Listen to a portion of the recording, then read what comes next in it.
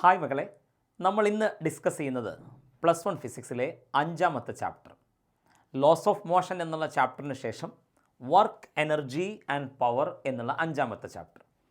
5 മാർക്കിന് പബ്ലിക് എക്സാമിന് വെയിറ്റേജ് ഉള്ള 5 ടോപ്പിക്കുകൾ അടങ്ങിയ 5ാമത്തെ ചാപ്റ്റർ.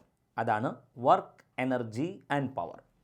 ചാപ്റ്ററിൻ്റെ പേര് കേൾക്കുമ്പോൾ നമുക്ക് ഈ ചാപ്റ്ററിൽ 3 ടോപ്പിക്കുകളാണെന്ന് തോന്നും, വർക്കും എനർജിയും പവറും.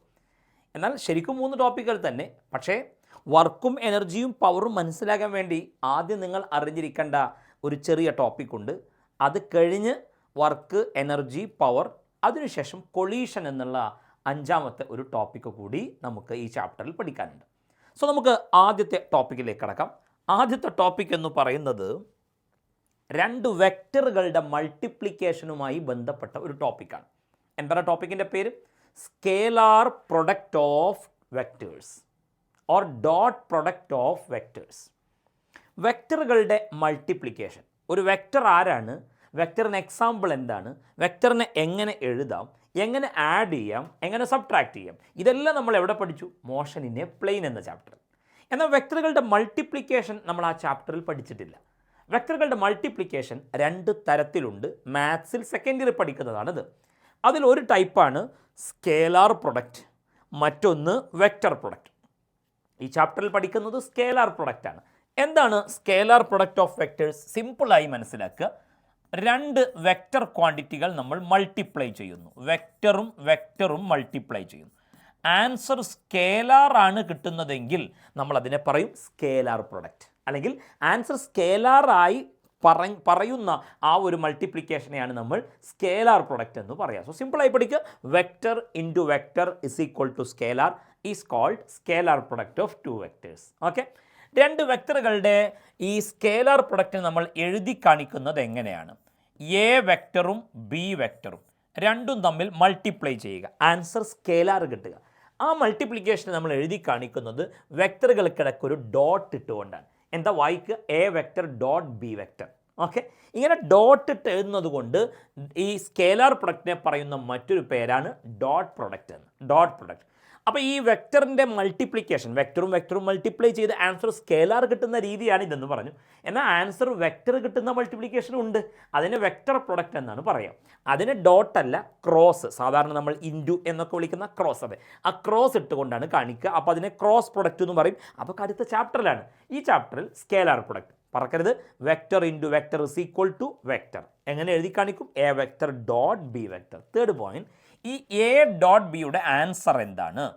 A vector dot B vector.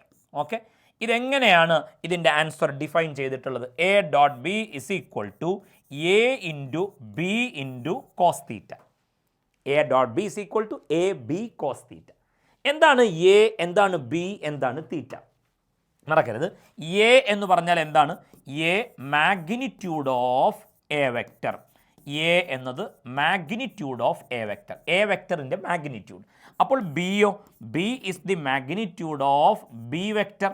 Okay, മാഗ്നിറ്റ്യൂഡൊക്കെ എങ്ങനെ എഴുതാം എന്നുള്ളത് മോഷനിൻ്റെ പ്ലെയിനിൽ തന്നെ നമ്മൾ പഠിച്ചതാണല്ലോ. അപ്പോൾ എ എന്ന് പറഞ്ഞാൽ magnitude of A vector, B magnitude of B vector, and theta is the angle between A vector and B vector. A വെക്ടറിനും ബി വെക്ടറിനും ഇടയ്ക്കുള്ള ആംഗിൾ. എ വെക്ടറിനും ബി വെക്ടറിനും ഇടയ്ക്കുള്ള ആംഗിൾ എന്ന് പറഞ്ഞാൽ ഏതാണ്? ഇത് നോക്കടാ, ഞാൻ ബോർഡിൽ എ വെക്ടറും ബി വെക്ടറും കോ ഇനീഷ്യലായി വരച്ചിട്ടുണ്ട്. കോ ഇനീഷ്യൽ എന്താണെന്നുള്ളത് മോഷൻ്റെ പ്ലെയിനിൽ പഠിച്ചല്ലോ. 2 വെക്ടറുകൾ. ശ്രദ്ധിക്കണേ, നിങ്ങൾ മോഷൻ്റെ പ്ലെയിൻ, ലോസ് ഓഫ് മോഷൻ ഈ ചാപ്റ്ററൊക്കെ പഠിച്ചിട്ട് വേണം ഈ വർക്ക്, എനർജി, പവർ എന്നുള്ള ചാപ്റ്റർ പഠിക്കുക. അപ്പോഴാണ് എല്ലാ പോയിൻറ്സും ക്ലിയർ ആവും. അല്ലെങ്കിൽ ചെറിയ പ്രയാസങ്ങൾ ഉണ്ടാവും. അപ്പോൾ ആ ഓർഡറിൽ തന്നെ പഠിച്ചു പോരും. ഓക്കെ, അപ്പോൾ എ വെക്ടറും ബി വെക്ടറും നമ്മൾ കോ ഇനീഷ്യലായി വരച്ചിട്ടുണ്ട്. അപ്പോൾ അവർക്കിടയ്ക്ക് ഇങ്ങനൊരു ആംഗിൾ കാണുന്നു. ഈ ആംഗിളാണ് theta. Okay, so A dot B എന്താണെന്ന് ക്ലിയർ ആയല്ലോ. അപ്പോൾ എന്താണ് സ്കേലാർ പ്രൊഡക്റ്റ് എന്ന് മനസ്സിലാക്കി കഴിഞ്ഞു. A dot B is equal to A B cos theta. Okay, ഈ റിസൾട്ട് മനസ്സിലാക്കി വെക്കുക. നിങ്ങൾക്ക് വർക്കും എനർജിയും പവറും മനസ്സിലാവണമെങ്കിൽ ആദ്യം നിങ്ങൾക്ക് ഡോട്ട് പ്രൊഡക്റ്റ് എന്താണ് എന്ന് ക്ലിയർ ആയിരിക്കണം. ഓക്കെ, ക്ലിയർ ആയി കാണും എന്ന് പ്രതീക്ഷിക്കുകയാണ്. അങ്ങനെയെങ്കിൽ ഡോട്ട് പ്രൊഡക്റ്റുമായി ബന്ധപ്പെട്ട് ചില റിസൾട്ടുകൾ പഠിക്കാം. ഡോട്ട് പ്രൊഡക്റ്റിൻ്റെ, സ്കേലാർ പ്രൊഡക്റ്റിൻ്റെ ഏതാനും ചില പ്രോപ്പർട്ടീസ് സിമ്പിളായി പഠിക്കാം. നോക്കണം. എ ഡോട്ട് ബി എന്താ answer? A into B into cos theta. അപ്പോൾ ബി ഡോട്ട് എ ആണെങ്കിലോ? B into A into cos theta. A B cos തീറ്റയും ബി എ കോസ് തീറ്റയും രണ്ടും ഈക്വൽ അല്ലേ. So A dot B is equal to B dot A എന്ന് പറയാം. A dot B is equal to B dot A. ഈ പ്രോപ്പർട്ടിയെ നമ്മൾ മാത്സിലൊക്കെ കേട്ടില്ല, മാത്സിൽ സെറ്റ് എന്നുള്ള ചാപ്റ്ററിൽ കേട്ടാണ് A union B is equal to B union A. അതിനെ കമ്മ്യൂട്ടേറ്റീവ് പ്രോപ്പർട്ടി എന്നല്ലേ വിളിച്ചത്. അതേപോലെ ഈ പ്രോപ്പർട്ടിയെ നമുക്ക് കമ്മ്യൂട്ടേറ്റീവ് പ്രോപ്പർട്ടി എന്ന് വിളിക്കാം. Commutative property. എക്സാമിന് ഈ പ്രോപ്പർട്ടീസ് ഒന്നും കാര്യമായി ചോദിക്കാറൊന്നുമില്ല, അതുകൊണ്ട് നമുക്ക് ഫാസ്റ്റായി പറഞ്ഞു പോകാം. A dot B is equal to B dot A. A dot എയുടെ ആൻസർ എന്താണ്? A dot A.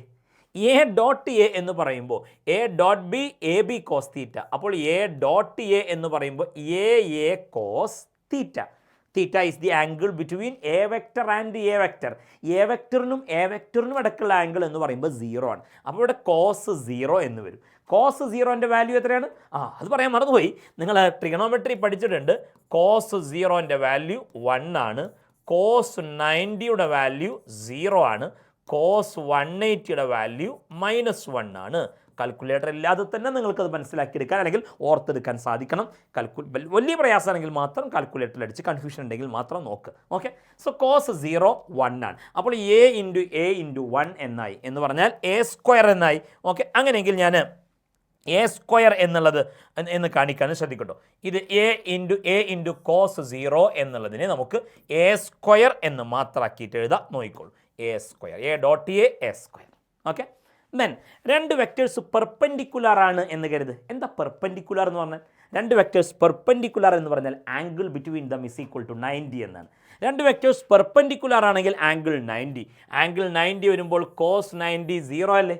അങ്ങനെ വരുമ്പോൾ A dot B is equal to A into B into cos 90. Cos 90 0. Perpendicular vectors ആണെങ്കിൽ അവരുടെ ഡോട്ട് പ്രൊഡക്റ്റ് എന്തായിരിക്കും? 0 ആയിരിക്കും. Okay, ശ്രദ്ധിക്കുക. Then അടുത്തത് വലിയ ഇമ്പോർട്ടൻസ് ഒന്നും ഇല്ലാത്തൊരു പ്രോപ്പർട്ടി ജസ്റ്റ് എഴുതി കാണിച്ചത് മാത്രം. A dot B plus C is equal to, നോക്കണം, എ ഡോട്ട് ബി ചെയ്യുക, പിന്നെ എ ഡോട്ട് സി ചെയ്യുക. A dot B plus C is equal to A dot B plus A dot C. അതിനെ distributive property എന്നൊക്കെ പറയും. നിർബന്ധമായി നിങ്ങൾ ആദ്യത്തെ 3 പോയിന്റ് ഓർത്ത് വെക്കുക. A dot B is equal to B dot A dot A is equal to A square. Perpendicular വെക്ടേഴ്സിൻ്റെ dot പ്രൊഡക്റ്റിൻ്റെ ആൻസർ 0 വന്നിരിക്കും. ഓക്കെ, ഡോട്ട് പ്രൊഡക്റ്റുമായി ബന്ധപ്പെട്ട കുറച്ച് വിശേഷങ്ങൾ കൂടി പഠിക്കാം. ഓക്കെ, അങ്ങനെ ഈ ടോപ്പിക്ക് അവസാനിപ്പിക്കാം. നിങ്ങൾ ഓർത്തോഗണൽ യൂണിറ്റ് വെക്ടേഴ്സിനെ പഠിച്ചത് ഓർക്കുന്നുണ്ടോ? Orthogonal unit vectors I cap, J cap and K cap. I cap, J cap, K cap are the unit vectors along x-axis, y-axis and z-axis respectively. എല്ലാ യൂണിറ്റ് വെക്ടേഴ്സിൻ്റെയും magnitude 1 ആണ്. I ക്യാപ്പിൻ്റെ direction x-axis, J ക്യാപ്പിൻ്റെ direction y-axis, K ക്യാപ്പിൻ്റെ direction z-axis. അങ്ങനെയെങ്കിൽ ഈ orthogonal unit വെക്ടേഴ്സിൻ്റെ dot product കണ്ടാൽ എന്തായിരിക്കും answer? I dot I square എന്ന് പറയാൻ തോന്നുന്നുണ്ടാവും. ശരി, ഐ സ്ക്വയർ എന്നൊക്കെ എ ഡോട്ട് എ സ്ക്വയർ എന്ന് പറഞ്ഞ പോലെ. പക്ഷേ എ ഡോട്ട് എ സ്ക്വയർ എന്ന് പറയുന്നത് എ വെക്ടറിൻ്റെ മാഗ്നിറ്റ്യൂഡിൻ്റെ സ്ക്വയർ ആണല്ലോ. അപ്പോൾ I cap dot I cap എന്ന് പറയുമ്പോൾ ഐ ക്യാപ്പിൻ്റെ മാഗ്നിറ്റ്യൂഡിൻ്റെ സ്ക്വയർ, ഐ ക്യാപ്പിൻ്റെ മാഗ്നിറ്റ്യൂഡ് 1 അല്ലേ.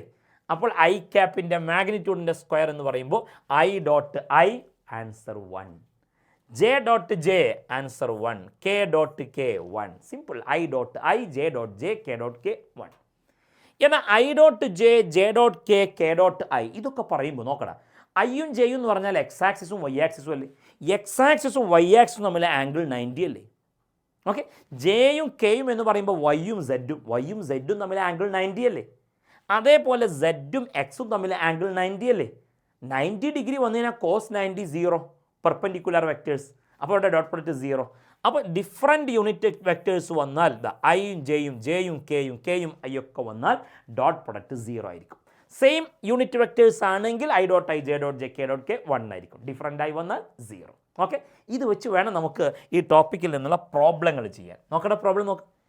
എ വെക്ടറും ബി വെക്ടറും തന്നിരിക്കുകയാണ്. എങ്ങനെ? കമ്പോണൻറ്റ് ഫോമിലാണ്. 3i cap plus 4j cap minus 5k cap. B vector ആകട്ടെ 5i plus 4j plus 3k. Find A dot B. ഇങ്ങനെ രണ്ട് വെക്ടറുകൾ കമ്പോണൻറ്റ് ഫോമിൽ തന്നിട്ട് ഡോട്ട് പ്രൊഡക്റ്റ് കാണാൻ പറഞ്ഞാൽ നിമിഷങ്ങൾക്കുള്ളിൽ, 1 മിനിറ്റ് പോലും സമയം വേണ്ടെന്ന് ഞാൻ പറയും, നിമിഷങ്ങൾക്കുള്ളിൽ നമുക്ക് എ ഡോട്ട് ബിയുടെ ആൻസർ കണ്ടെത്താൻ സാധിക്കും. എങ്ങനെ നോക്കണം? ഞാൻ ആ രണ്ട് വെക്ടറുകളെ ഒന്നുകൂടി ബോർഡിലേക്ക് എടുത്ത് എഴുതാം. A vector is equal to 3i cap plus 4j cap minus 5k cap. Okay, and B vector is equal to 5i cap plus 4j cap plus 3k cap. ഇനി നമ്മളോട് എ ഡോട്ട് ബി കാണാൻ ആവശ്യപ്പെട്ടാൽ വളരെ വളരെ സിമ്പിളായിട്ട് പഠിക്കാം. നോക്കണം, I ക്യാപ്പുള്ള രണ്ട് ടേമുകൾ മൾട്ടിപ്ലൈ ചെയ്യുക. 3i dot 5i, I dot I 1 അല്ലേ, അപ്പോൾ വെറും ഈ 3യും 5ഉം അങ്ങ് മൾട്ടിപ്ലൈ ചെയ്യുക. 3 × 5 15, ദാറ്റ്സ് ഓൾ. ഇനി ഐയും ജെയും മൾട്ടിപ്ലൈ ചെയ്യേണ്ട. I dot J 0, I dot K 0, അതേപോലെ ജെ ഡോട്ട് ഐ 0. പിന്നെ ഇനി ഏത് മതി? ജെ ക്യാപ്പ് ഉള്ള രണ്ട് ടേമുകളിലെ ആ നമ്പറുകൾ. ജെ ഡോട്ട് ജെ 1 ആണ്, അപ്പോൾ 4 × 4 16. Very simple. ഐ ക്യാപ്പ് ഉള്ള രണ്ട് ടേമുകൾക്ക് ഇപ്പുറമുള്ള നമ്പറുകൾ മൾട്ടിപ്ലൈ ചെയ്യുക. That's all. 3 × 5 15, 4 × 4 16. അടുത്തത് -5 × 3, -5 × 3 -15. That's all. സോ 15 -15 കട്ടായി പോയി. സോ എ ഡോട്ട് ബിയുടെ ആൻസർ 16. സോ ഇങ്ങനെ ഡോട്ട് പ്രൊഡക്റ്റ് കാണാനുള്ള പ്രോബ്ലം വന്നാൽ ഞാൻ അതാ പറഞ്ഞ് സെക്കൻഡുകൾക്കുള്ളിൽ നമുക്ക് ആൻസർ കിട്ടും. ഐ ക്യാപ്പ് ഉള്ള ടേമുകൾ, ആ ടേമുകളുടെ രണ്ട് നമ്പറുകൾ കോയിഫിഷ്യൻ്റായി വരുന്ന ആ നമ്പറുകൾ. ഓക്കെ, അത് ആ കമ്പോണൻറ്റിൻ്റെ എക്സ് കമ്പോണൻറ്റിൻ്റെ മാഗ്നിറ്റ്യൂഡൊക്കെയാണ്. സിമ്പിളായി ഈ രണ്ട് നമ്പർ മൾട്ടിപ്ലൈ ചെയ്യുക, ഈ രണ്ട് നമ്പർ മൾട്ടിപ്ലൈ ചെയ്യുക, ഈ രണ്ട് നമ്പർ മൾട്ടിപ്ലൈ ചെയ്യുക. Okay, that's all. So A dot B നമുക്ക് ഇങ്ങനെ കണ്ടെത്താം. ഒരു ക്വസ്റ്റ്യൻ കൂടി നോക്ക്. The angle between I cap A vector is equal to I plus j and B vector is equal to I minus j. A വെക്ടറിനും B വെക്ടറിനും ഇടയ്ക്കുള്ള angle കാണണം. A vector I cap plus J cap, B vector I cap minus J cap. നോക്കാം, നമുക്ക് ഈ രണ്ട് വെക്ടറുകളുടെ dot product ഒന്ന് കണ്ടു നോക്കിയാലോ. എ ഡോട്ട് ബി എന്തായിരിക്കും? എ ഡോട്ട് ബിയുടെ ആൻസർ വരിക പറ. ഐ ക്യാപ്പിന് ഇപ്പുറത്തുള്ള നമ്പർ 1 ആണ്. ഇവിടെ ഐ ക്യാപ്പിന് ഇപ്പുറത്തുള്ള നമ്പർ 1 ആണ്. ഒരു നമ്പർ എഴുതിയില്ലെങ്കിൽ 1. സോ 1 × 1 1. ജെ ക്യാപ്പിന് ഇപ്പുറത്തുള്ള നമ്പർ 1, ഇവിടെയും 1. സോ 1 × -1 -1. സോ 1 - 1 0. ഡോട്ട് പ്രൊഡക്റ്റിൻ്റെ ആൻസർ 0 വന്നാൽ അർത്ഥം എന്താണ്? ആ രണ്ട് വെക്ടേഴ്സ് പെർപെൻഡിക്കുലർ ആണ്. പെർപെൻഡിക്കുലർ വെക്ടേഴ്സിൻ്റെ ഡോട്ട് പ്രൊഡക്റ്റ് അല്ലേ 0. ഓക്കെ, അങ്ങനെ വരുമ്പോൾ വെക്ടറുകൾ പെർപെൻഡിക്കുലർ ആണ്. പെർപെൻഡിക്കുലർ ആയതുകൊണ്ട് ആംഗിൾ എത്ര ഡിഗ്രിയാണ്? 90 ഡിഗ്രി. സോ ഈ ചാപ്റ്ററിൻ്റെ ഒന്നാമത്തെ ടോപ്പിക്ക് നമ്മൾ സിമ്പിളായി പഠിച്ച് അവസാനിപ്പിച്ചിരിക്കുകയാണ്. Scalar product. മറക്കരുത്, A dot B is equal to A B cos theta. A dot B B dot A equal ആണ്. എ ഡോട്ട് എ സ്ക്വയർ ആണ്. പെർപെൻഡിക്കുലർ വെക്ടേഴ്സ് ആണെങ്കിൽ 0 ആയിരിക്കും ഡോട്ട് പ്രൊഡക്റ്റിൻ്റെ ആൻസർ വരിക. I dot I J dot J K dot K 1 ആണ്. Different ആയി വന്നാൽ 0യും 1. ഓക്കെ, പ്രോബ്ലം വന്നാൽ എ വെക്ടറും ബി വെക്ടറും ഒന്ന് എ ഡോട്ട് ബി കാണാൻ പറഞ്ഞാൽ ഐ ക്യാപ്പിന് ഇപ്പുറത്തുള്ള നമ്പറുകൾ മൾട്ടിപ്ലൈ ചെയ്യുക, ജെ ക്യാപ്പിന് ഇപ്പുറത്തുള്ള നമ്പറുകൾ, കെ ക്യാപ്പിന് ഇപ്പുറത്തുള്ള നമ്പറുകൾ മൾട്ടിപ്ലൈ ചെയ്യുക. ഓക്കെ, പെർപെൻഡിക്കുലർ ആണെങ്കിൽ 90 ആയിരിക്കും ആംഗിൾ എന്നുള്ളത് മനസ്സിലാക്കുക. സോ ഈ ചാപ്റ്ററിലെ ഒന്നാമത്തെ ടോപ്പിക് സ്കേലാർ പ്രൊഡക്റ്റ് എന്നുള്ളത് വളരെ സിമ്പിളായി നമ്മൾ പഠിച്ചു കഴിഞ്ഞിരിക്കുകയാണ്. ഇനി നേരെ നമ്മൾ രണ്ടാമത്തെ ടോപ്പിക്കിലേക്ക് കിടക്കാണ്. രണ്ടാമത്തെ ടോപ്പിക് ഏതാ പറ? Work done. വർക്ക്. ഓക്കെ, നമ്മൾ ഡെയിലി ലൈഫിൽ വർക്ക് എന്ന് പറഞ്ഞാൽ ജോലി അല്ലെങ്കിൽ എന്താ പറയുക, ലേബർ, എഫേർട്ട് എന്ന വാക്കുകൾക്കൊക്കെ പകരമായിട്ടാണ് നമ്മൾ വർക്ക് എന്ന വാക്ക് ഉപയോഗിക്കാറുള്ളത്. ഇപ്പം ഞാൻ എൻ്റെ വർക്ക് ചെയ്യുന്നു, നിങ്ങൾ നിങ്ങളുടെ വർക്ക് ചെയ്യുന്നു. സത്യത്തിൽ ഫിസിക്സിലെ വർക്ക് ഡെയിലി ലൈഫിലെ വർക്കുമായി വ്യത്യാസമുണ്ട്. ഫിസിക്സിൽ വർക്ക് ചെയ്തു എന്ന് പറയണമെങ്കിൽ എന്ത് വേണമെന്ന് അറിയുന്നത്? ഫോഴ്സ് കൊടുത്തിട്ടൊരു ബോഡിയെ ഡിസ്പ്ലേസ് ചെയ്യിക്കണം. നമ്മൾ നമ്മുടെ ഭാഷയിൽ പറഞ്ഞാൽ ഒരു വസ്തുവിനെ തള്ളി നീക്കുക, തട്ടിത്തെറിപ്പിക്കുക. തള്ളുക, തട്ടുക ഫോഴ്സ്, നീക്കുക, തെറിക്കുക ഡിസ്പ്ലേസ്മെൻറ്റ്. ഫോഴ്സും ഡിസ്പ്ലേസ്മെൻറ്റും ഉണ്ടെങ്കിലാണ് ഒരു ബോഡിയിൽ ഫോഴ്സ് കൊടുത്ത് ആ ബോഡിയെ ഡിസ്പ്ലേസ് ചെയ്യിക്കുമ്പോഴാണ് നമ്മൾ വർക്ക് ചെയ്തു എന്ന് ഫിസിക്സിൽ പറയുക. ഓക്കെ, അതുകൊണ്ട് തന്നെ ഫിസിക്സിൽ വർക്ക് ഡൺ കാൽക്കുലേറ്റ് ചെയ്യുന്നത് എങ്ങനെയാണ്? സയൻറ്റിസ്റ്റുകൾ വർക്ക് ഡൺ ഡിഫൈൻ ചെയ്തു വെച്ചത് എങ്ങനെയാണ് പറയുക? Dot product of force and displacement. Dot product of force and displacement. So work done എങ്ങനെയാണ് കാൽക്കുലേറ്റ് ചെയ്യുക? നോക്കിക്കോളൂ, ഫോർമുല പഠിച്ചോളൂ. W is equal to force F dot S displacement. Work done കാണാനുള്ള formula പറ. F dot S, dot product of force and displacement. A dot B, A B cos theta. So F dot S പറ മക്കളെ. F into S into cos theta. എന്താ F? Magnitude of force. എന്താ S? Magnitude of displacement. എന്താ theta? Angle between force and displacement. അത് നേരത്തെ പഠിച്ചില്ലേ? A dot B, A B cos തീറ്റയിൽ A എന്താ, ബി എന്താ, തീറ്റ എന്താണെന്ന് പഠിച്ചു. അത് തന്നെ. എന്താ എഫ് പറ? എഫ് എന്ന് പറഞ്ഞാൽ മാഗ്നിറ്റ്യൂഡ് ഓഫ് ഫോഴ്സ്, എസ് എന്ന് പറഞ്ഞാൽ മാഗ്നിറ്റ്യൂഡ് ഓഫ് ഡിസ്പ്ലേസ്മെൻറ്റ്. അപ്പോൾ എന്താണ് തീറ്റ എന്ന് പറഞ്ഞാൽ? തീറ്റ is the angle between force and displacement. നോക്കണം, ഞാൻ ഇവിടെ കൊടുത്ത ചിത്രത്തിൽ ഈ ഒരു കുട്ടി ഒരു ടോയ് എന്ത് ചെയ്യാൻ ഇങ്ങനെ വലിച്ചു കൊണ്ടുപോവാണ്, ഒരു ലോറി. ഓക്കെ, ആ കുട്ടി ഈ ലോറിയുടെ ഈ അറ്റത്തായി ഒരു നൂല് കെട്ടിയിട്ട് ആ നൂലിൽ ഇങ്ങോട്ടല്ലേ ഫോഴ്സ് കൊടുക്കുന്നത്. ഓക്കെ, ഞാൻ കളർ മാറ്റി കാണിക്കാം. ആ ഫോഴ്സിൻ്റെ ഡയറക്ഷൻ ഇങ്ങോട്ടാണ്. പക്ഷേ ഈ ചക്രം കറങ്ങിയിട്ട് ഇങ്ങനെയല്ലേ നീങ്ങുന്നത്. സോ ഡിസ്പ്ലേസ്മെൻറ്റ് ഇങ്ങോട്ട്. സോ ഫോഴ്സിനും ഡിസ്പ്ലേസ്മെൻറ്റിനും ഇടയ്ക്കിതാ ഇങ്ങനൊരു angle theta. Theta is the angle between force and displacement. So work എങ്ങനെ കാൽക്കുലേറ്റ് ചെയ്യുക പറ. വർക്ക് കാണാനുള്ള ഫോർമുല F.S F cos തീറ്റ. ഓക്കെ, അങ്ങനെയെങ്കിൽ വർക്കിൻ്റെ യൂണിറ്റ് എന്താണ്, ഡയമെൻഷൻ എന്താണ് എന്നൊന്ന് പഠിച്ചു നോക്കണം. വർക്കിൻ്റെ യൂണിറ്റ് SI യൂണിറ്റ് എന്ന് പറയുന്നത്, വർക്കിൻ്റെ SI unit force newton, displacement metre. Okay, displacement metre ആണ്, ന്യൂട്ടൺ മീറ്റർ അല്ലെങ്കിൽ ജൂൾ എന്ന് പറയും വർക്കിൻ്റെ SI unit, joule. Okay, SI unit പഠിക്കുക, ജൂളാണ്. വർക്കിൻ്റെ ഡയമെൻഷനോ, വർക്ക് ഡൺ കാണാനുള്ള dimension. Okay, units and measurements എന്നുള്ള ചാപ്റ്ററിൽ നമ്മൾ ഡയമെൻഷൻ പഠിക്കുന്നുണ്ട്. ഫോഴ്സിൻ്റെ ഡയമെൻഷൻ ML(T)⁻². പിന്നെ ഡിസ്പ്ലേസ്മെൻറ്റും കൂടി ആകുമ്പോൾ × L. കോസ്തീറ്റൊന്നും യൂണിറ്റും ഡയമെൻഷനും ഇല്ല. സോ L(L) എന്ന് പറയുമ്പോൾ ML²T⁻². ഓക്കെ, യൂണിറ്റും ഡയമെൻഷനും ഒന്ന് നോക്കി വെക്കും. ഓക്കെ, അങ്ങനെയെങ്കിൽ വർക്ക് എന്നുള്ള ഭാഗത്ത് വളരെ പ്രധാനപ്പെട്ട ഒരു ടോപ്പിക്. പബ്ലിക് എക്സാമിന് ഇതുവരെ നടന്ന സകല പബ്ലിക് എക്സാമുകളുടെയും പ്രീവിയസ് ക്വസ്റ്റ്യൻ പേപ്പർ എടുത്ത് പരിശോധിച്ചാൽ ഒരു 12-13 ചോദ്യങ്ങളെങ്കിലും കാണും വർക്കുമായി ബന്ധപ്പെട്ട്. ഓക്കെ, ഓരോ ചോദ്യത്തിനും ഓരോ മാർക്ക് വീതം അല്ലെങ്കിൽ അര മാർക്ക് വീതം. ഓക്കെ, അങ്ങനെ ഒരുപാട് ചോദ്യങ്ങൾ, അര മാർക്ക്, 1 മാർക്കിന് ചോദ്യങ്ങൾ വരാൻ സാധ്യതയുള്ള വർക്ക് എന്നുള്ള സെഷനിലെ ഏറ്റവും പ്രധാനപ്പെട്ട ടോപ്പിക്കാണ് ടൈപ്സ് ഓഫ് വർക്ക്. ഓക്കെ, ലളിതമായി പഠിക്കുക, സിമ്പിളായി പഠിക്കുക, ഞാൻ ഈ പറയുന്നതിൽ പഠിക്കുക. ഫിസിക്സിൽ വർക്ക് 3 ടൈപ്പാണ്. Positive work, negative work, zero work. 3 type work: positive, negative, zero. എപ്പോഴാണ് വർക്ക് പോസിറ്റീവ് ആകുക, എപ്പോഴാണ് നെഗറ്റീവ് ആകുക, എപ്പോഴാണ് സീറോ ആകുക. ഓക്കെ, അതൊന്ന് പഠിച്ചു വെക്കുക. വർക്ക് ഡൺ കാണാനുള്ള ഫോർമുല പറയും F.S എന്നല്ലേ, F.S cos തീറ്റ. ഓക്കെ, ഈ തീറ്റ എന്ന് പറയുന്ന angle between force and displacement. സിമ്പിളായി പഠിക്കുക. ഈ ആംഗിൾ 90 ഡിഗ്രിയേക്കാൾ കുറവാണെങ്കിൽ ആ വർക്ക് പോസിറ്റീവ് വർക്ക്. ഫോഴ്സിനും ഡിസ്പ്ലേസ്മെൻറ്റിനും ഇടയ്ക്കുള്ള ആംഗിൾ 90 ഡിഗ്രിയേക്കാൾ കുറവ്. 90യേക്കാൾ കുറവ് പറഞ്ഞാൽ 0 ഡിഗ്രി തൊട്ട് 89.9999 വരെ ആവാം. ഓക്കെ, എന്നാൽ ഈ ആംഗിൾ 90 ഡിഗ്രിയേക്കാൾ വലുതാണെങ്കിലോ അപ്പോൾ വർക്ക് നെഗറ്റീവ്. 91, 92, 93, 100, 120, 150, 180. ഓക്കെ, ആംഗിൾ 90യേക്കാൾ വലുതാണെങ്കിൽ നെഗറ്റീവ് വർക്ക്, 90യേക്കാൾ ചെറുതാണെങ്കിലും പോസിറ്റീവ് വർക്ക്. അപ്പോൾ ആംഗിൾ 90ക്ക് ഈക്വൽ ആണെങ്കിലോ അപ്പോൾ വർക്ക് 0യും ആകും. ഓക്കെ, വർക്ക് 0 ആകുന്ന വേറെയും സാഹചര്യങ്ങളുണ്ട്, അതിലേക്ക് വരാം. സോ നമുക്ക് പഠിച്ചു തുടങ്ങാം. എന്താ പഠിക്കേണ്ടത്? 3 ടൈപ്പ് വർക്ക് ഏതാണെന്ന് പഠിക്കുക. അതിൻ്റെ പേര് എളുപ്പമാണ്: പോസിറ്റീവ്, നെഗറ്റീവ്, സീറോ. എപ്പോഴാണ് വർക്ക് പോസിറ്റീവ് ആകുക, എപ്പോഴാണ് നെഗറ്റീവ് ആകുക, എപ്പോഴെല്ലാം സീറോ ആകാം. ഇതാദ്യം പഠിക്കണം. പിന്നെ ഏറ്റവും പ്രധാനം എക്സാമ്പിളാണ്. എക്സാമിന് ചോദിക്കുന്നത്, ഞാൻ നേരത്തെ പറഞ്ഞു 12-13 ചോദ്യം എന്ന് പറഞ്ഞത് ഒരു വർക്ക് അങ്ങോട്ട് പറയും. എന്നാൽ ആ വർക്ക് പോസിറ്റീവ് വർക്കാണോ, നെഗറ്റീവ് വർക്കാണോ, സീറോ വർക്കാണോ എന്ന് ചോദിക്കും.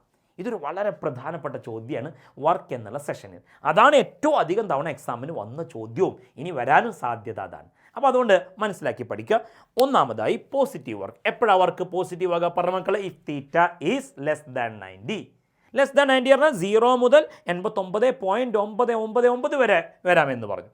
അങ്ങനെയെങ്കിൽ നോക്കട്ടോ, തീറ്റ <90 എന്നതിന് എക്സാമ്പിളായി ഞാൻ ഇതാ F-ഉം S-ഉം തമ്മിലെ ആംഗിൾ <90 ആയി കാണിച്ചിട്ടുണ്ട്.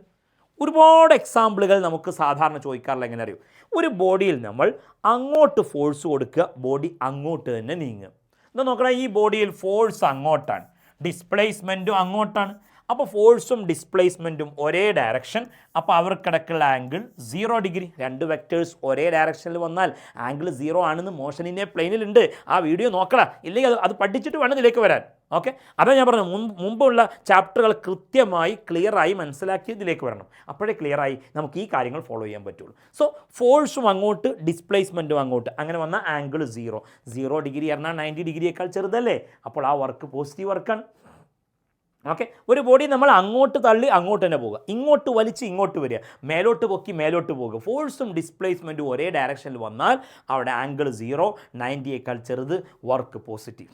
ഓക്കെ, അപ്പോൾ എക്സാമ്പിൾ നോക്കാം. ഇങ്ങനെ വർക്ക് ഡൺ ബൈ. എപ്പോഴും ശ്രദ്ധിക്കണം, വർക്ക് ഡൺ ബൈ എന്ന് പറഞ്ഞിട്ട് നമ്മളോട് പറയുക ഒരു ഫോഴ്സിൻ്റെ പേരാണ്. കാരണം ഫോഴ്സ് വേണ്ടേ വർക്ക് ചെയ്യണമെങ്കിൽ. അപ്പോൾ ഏത് ഫോഴ്സാണ് നമ്മളിവിടെ പരിഗണിക്കുന്നത് എന്ന് പറയണം. Work done by gravitational force. Gravitational force ഭൂമിയെ താഴോട്ട് വലിക്കുന്ന force on a freely falling body. Freely falling body എന്താണെന്നുള്ളത് മോഷൻ സ്ട്രൈറ്റ്ലി എന്നുള്ള ചാപ്റ്ററിലുണ്ടല്ലോ. ഒരു ഹൈറ്റിൽ നിന്ന് ഒരാൾ ഒരു ബോഡി എർത്തിൻ്റെ അട്രാക്ഷൻ കൊണ്ട് മാത്രം താഴോട്ട് വീഴാണ് ഫ്രീലി ഫാളിംഗ് ബോഡി. ഈ മാർക്കർ ഞാൻ ഇങ്ങനെ വിട്ടാൽ താഴോട്ട് വീഴുക. എങ്ങോട്ടാ വീണ് താഴെ? എന്താ വീഴാൻ കാരണം? Gravitational force. ആ ഫോഴ്സ് താഴോട്ട്. ഡിസ്പ്ലേസ്മെൻറ്റ് താഴോട്ട്. അപ്പോൾ ആംഗിൾ എത്ര?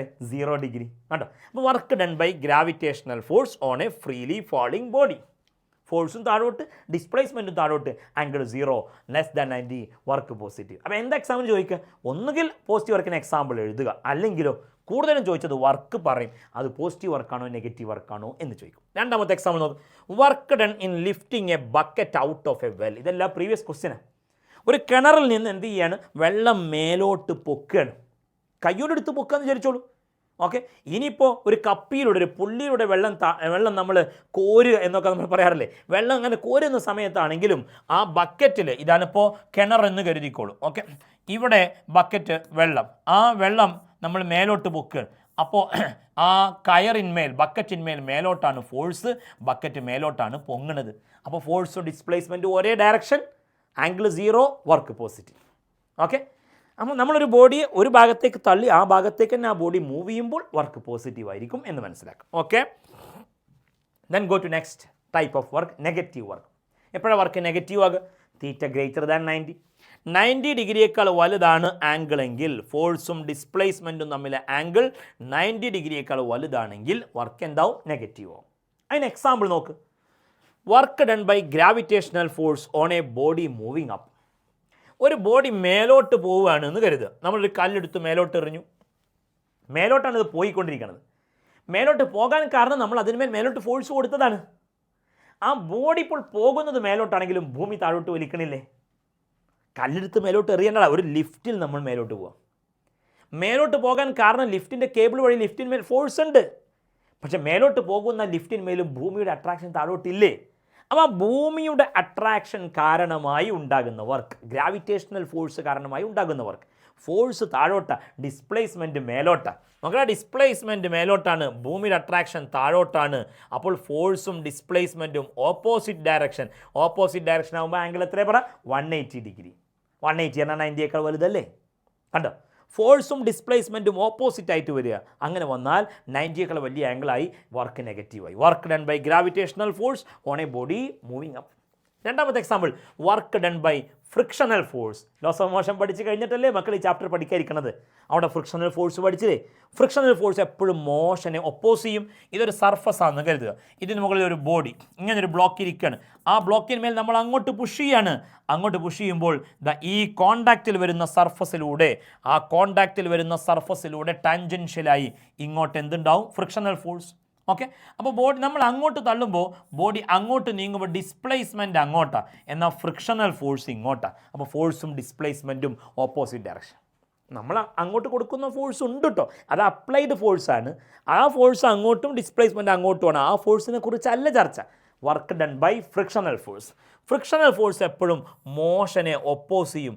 എങ്ങോട്ടാണോ മോഷൻ അതിന് ഓപ്പോസിറ്റ് ആയിരിക്കും.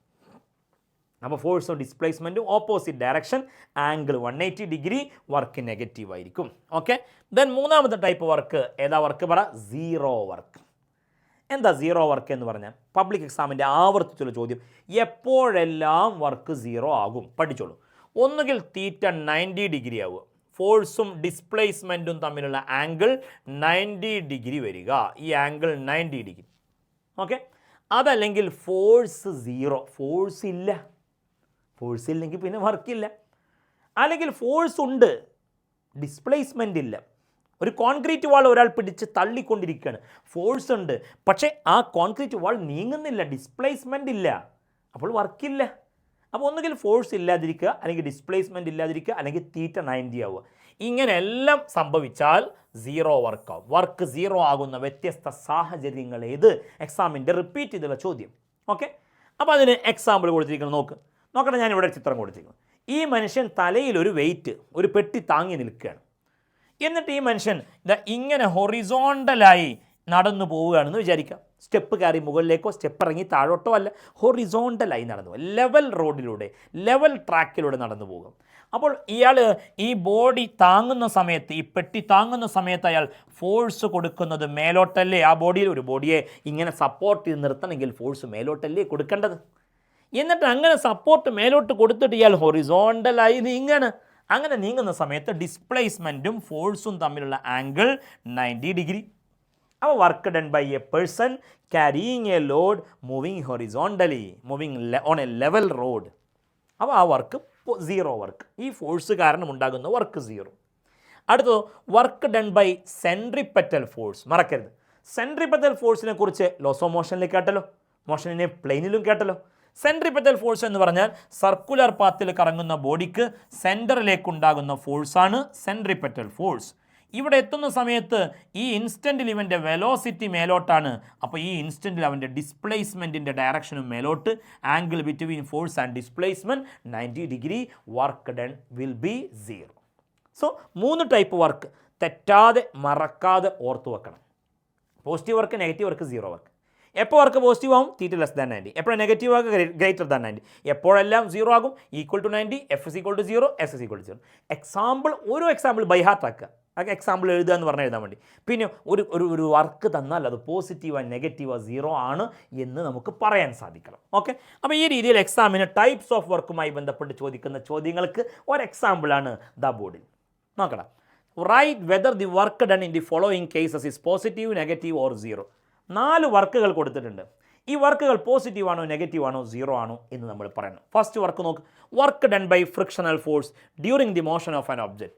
മക്കൾ ശ്രദ്ധിക്കുക, ഫ്രിക്ഷണൽ ഫോഴ്സ് ചെയ്യുന്ന വർക്ക് ചോദിച്ചാൽ ഒന്നും ആലോചിക്കരുത്, നെഗറ്റീവ് എന്നെഴുതാം. കാരണം ഫ്രിക്ഷൻ എപ്പോഴും മോഷനെ ഒപ്പോസ് ചെയ്യും. അങ്ങോട്ടാണോ മോഷൻ, അങ്ങോട്ടാണ് ഫ്രിക്ഷൻ.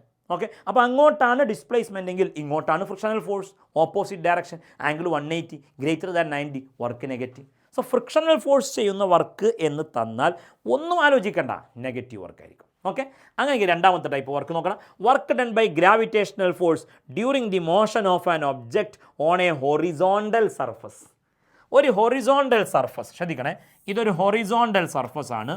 അവിടെ ഒരു ബോഡി എന്ത് ചെയ്യാണ്? മൂവ് ചെയ്യാണ്. ഹൊറിസോണ്ടൽ സർഫസിൽ മൂവ് ചെയ്യുമ്പോൾ ഹൊറിസോണ്ടലായിട്ടാണ് മൂവ് ചെയ്യുക. എങ്ങോട്ടാണോ മൂവ് ചെയ്യുന്നത് അങ്ങോട്ടാണ് വെലോസിറ്റിയും ഡിസ്പ്ലേസ്മെൻറ്റും ഒക്കെ. ഇവിടെ ഗ്രാവിറ്റേഷണൽ ഫോഴ്സ് എങ്ങോട്ടായിരിക്കും? പറ.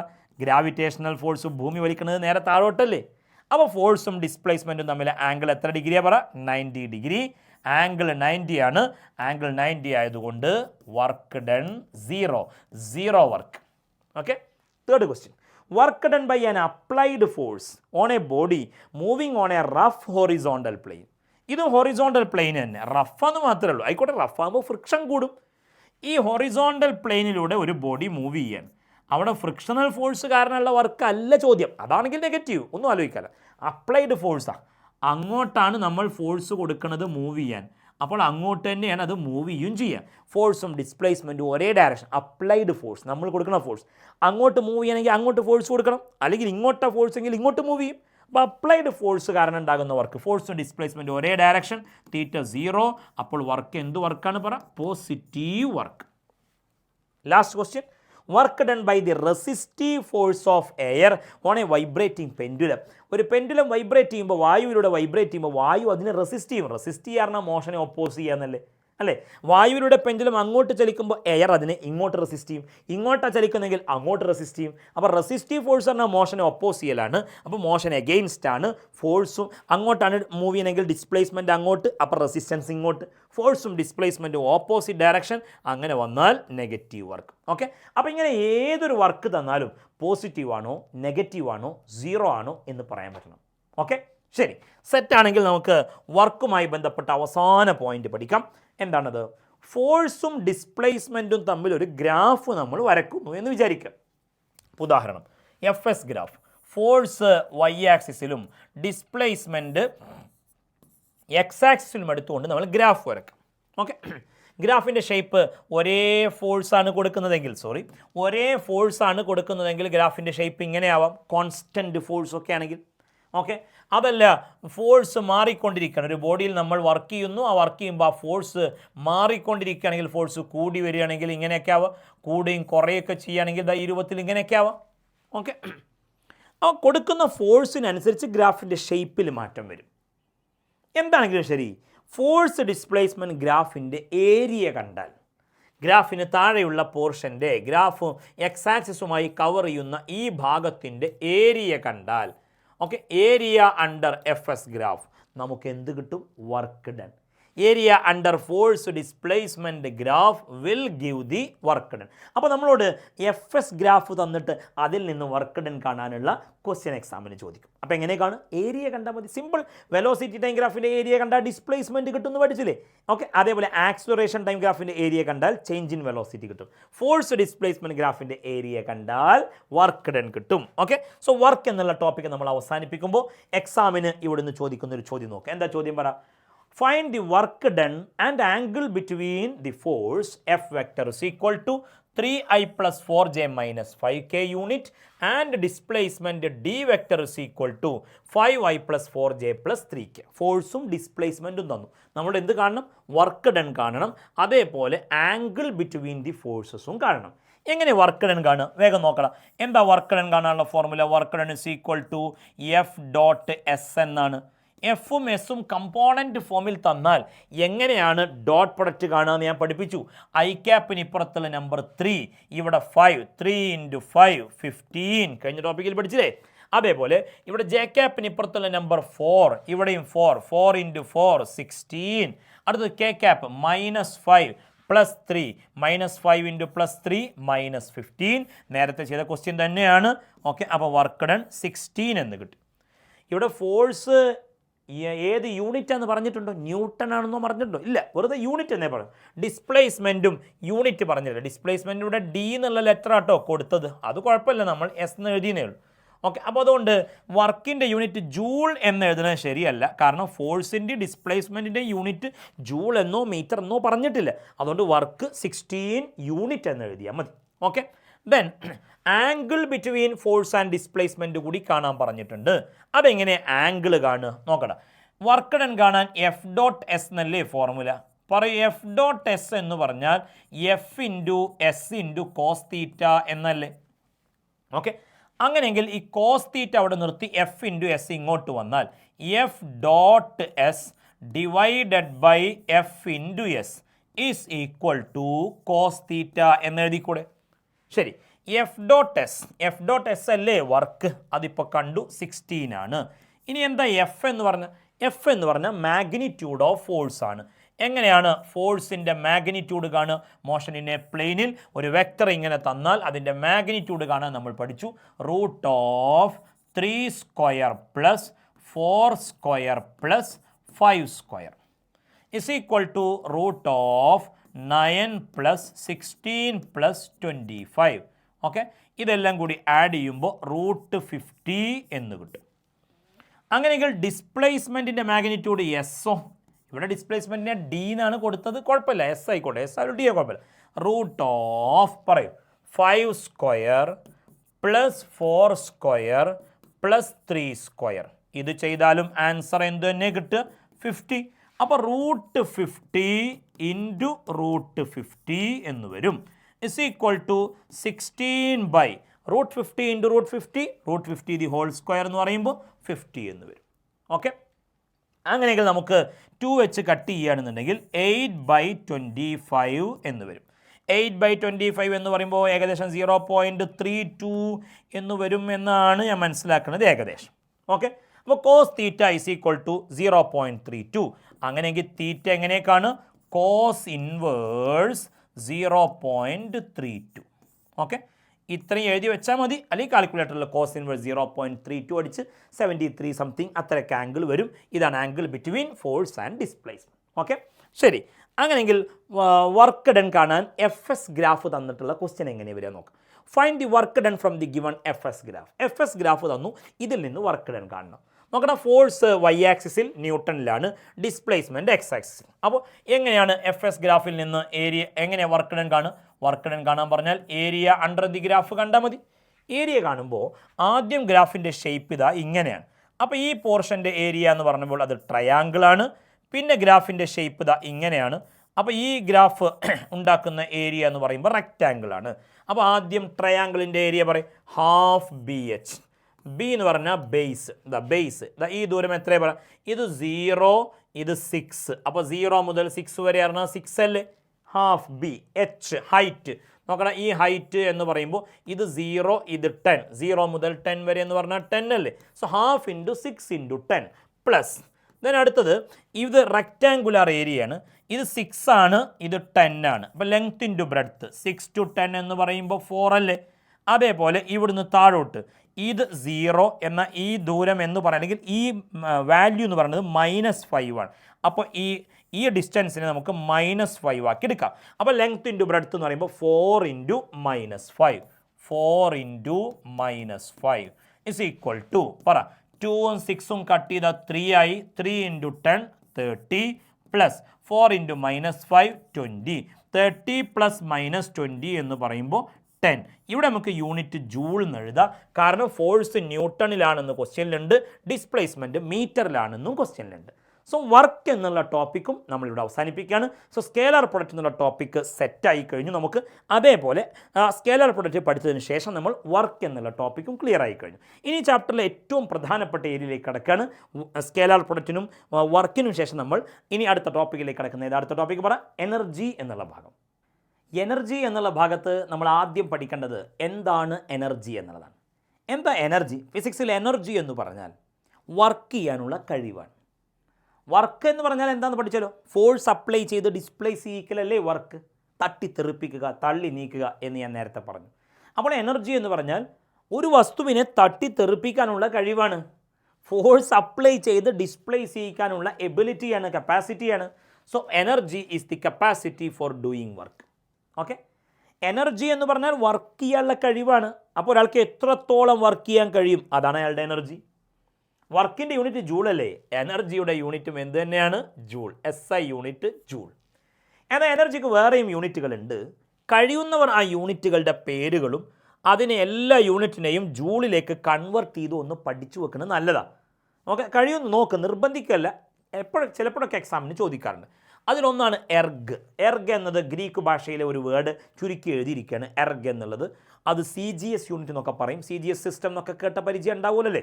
എർഗ്, ഒരു എർഗ് എന്ന് പറഞ്ഞാൽ 10⁻⁷ ജൂളാണ്. പിന്നെ ഇലക്ട്രോൺ വോൾട്ട് EV എന്നൊരു യൂണിറ്റ് ഉണ്ട്, അതിനെ ജൂളിലേക്ക് കൺവെർട്ട് ചെയ്യുമ്പോൾ 1.6 × 10⁻⁹ ആണ്. അത് ഇലക്ട്രോണിൻ്റെ ചാർജാണ്. ചിലർക്കൊക്കെ കെമിസ്ട്രി പഠിച്ച ഓർമ്മ ഉണ്ടാവും. പിന്നെ കലോറി, അത് നമ്മൾ പറയാനല്ലേ, ഫുഡ് ഐറ്റത്തിൽ നിന്നൊക്കെ കിട്ടുന്ന എനർജിയെ കലോറി, ഒരു തക്കാളിയിൽ നിന്ന് ഇത്ര കലോറി ഊർജ്ജം കിട്ടുന്നു എന്നൊക്കെ നമ്മൾ പറയും. ഒരു കലോറി എന്ന് പറഞ്ഞാൽ 4.186 ആണെങ്കിലും റൗണ്ട് ചെയ്ത് 4.2 ജൂൾ എന്നൊക്കെ പഠിച്ചാലും മതി. കൺവെർഷൻ പറ്റുമോ നോക്ക്. ഇനി 10th 10ാം ക്ലാസ് പഠിച്ചില്ലേ കിലോ വാട്ട് അവർ എനർജിയുടെ ഒരു വേറെ യൂണിറ്റ്. നമ്മൾ വൈദ്യുതോർജ്ജം കറണ്ട് ബില്ലൊക്കെ വരുമ്പോൾ അതിൽ കിലോ വാട്ട് അവറിലല്ലേ നമ്മൾ കഴിഞ്ഞ മാസം നമ്മൾ കൺസ്യൂം ചെയ്ത ഇലക്ട്രിക്കൽ എനർജിയൊക്കെ രേഖപ്പെടുത്തുന്നത്. അപ്പോൾ കിലോ വാട്ട് അവർ എന്ന് പറയുമ്പോൾ 3.6 × 10⁻⁶ ജൂൾ. ഓക്കെ, അപ്പോൾ ഈ പ്രാക്ടിക്കൽ യൂണിറ്റ് എനർജിയുടെ മറ്റ് യൂണിറ്റുകളൊന്ന് ഓർത്ത് വെക്കുക, കഴിയുമെങ്കിൽ ആ കൺവെർഷനും കൂടി ഒന്ന് പഠിച്ചു വെക്കുക. ഓക്കെ, ശരി. നമുക്കിനി സിലബസിൽ പഠിക്കാനുള്ളത് എന്താണെന്ന് വെച്ചാൽ മെക്കാനിക്കൽ എനർജിയാണ്. നമുക്ക് +1 പഠിക്കാനുള്ള എനർജി ഏതാ? Mechanical energy. എന്താ മെക്കാനിക്കൽ എനർജി എന്ന് പറഞ്ഞാൽ kinetic energy plus potential energy. Kinetic എനർജിയുടെയും പൊട്ടൻഷ്യൽ എനർജിയുടെയും കൂടി സമ്മാണ് എന്ത്? Mechanical energy. അപ്പോൾ നമുക്ക് പഠിക്കാനുള്ളത് മെക്കാനിക്കൽ എനർജി എന്ന് പറഞ്ഞാൽ it is a sum of kinetic energy and potential energy. അപ്പോൾ ഏതൊക്കെ രണ്ട് എനർജികളാണ് പഠിക്കാനുള്ളത്? Kinetic energy, potential energy. So ആദ്യം നമ്മൾ കൈനറ്റിക് എനർജി എന്താണെന്ന് നോക്കാം. എന്താണ് കൈനറ്റിക് എനർജി? കൈനറ്റിക് എനർജി എന്ന് പറഞ്ഞാൽ മൂവ് ചെയ്യുന്ന ബോഡികളുടെ മോഷൻ കാരണം ഉണ്ടാകുന്ന എനർജി. മനസ്സിലായില്ല? നോക്കണം, മൂവ് ചെയ്യുന്ന വസ്തുക്കൾക്ക് മറ്റു വസ്തുക്കളെ തട്ടിത്തെറിപ്പിക്കാനുള്ള കഴിവില്ലേ? കറങ്ങിക്കൊണ്ടിരിക്കുന്ന ഒരു ഫാനിൻ്റെ ലീഫ് സങ്കല്പിക്കുക. ലീഫുകൾക്കിടയ്ക്ക് കൈ വെച്ചാൽ ലീഫ് ഒന്ന് കയ്യിൽ തട്ടും, ഫോഴ്സ്, കൈ തെറിക്കും, ഡിസ്പ്ലേസ്മെൻറ്റ്, വർക്ക്. അപ്പോൾ ആ ലീഫ് വർക്ക് ചെയ്തില്ലേ? ഓക്കെ, അപ്പോൾ ആ വർക്ക് ചെയ്യാനുള്ള കഴിവ് ആ ലീഫിന് കിട്ടിയത് എന്തുകൊണ്ടാണ്? അത് മൂവ് ചെയ്തുകൊണ്ട്. ഓക്കെ, റസ്റ്റിലുള്ള ലീഫാണെങ്കിൽ, ഫാൻ്റെ ലീഫാണെങ്കിൽ തട്ടൂല്ല, തെറിക്കൂല.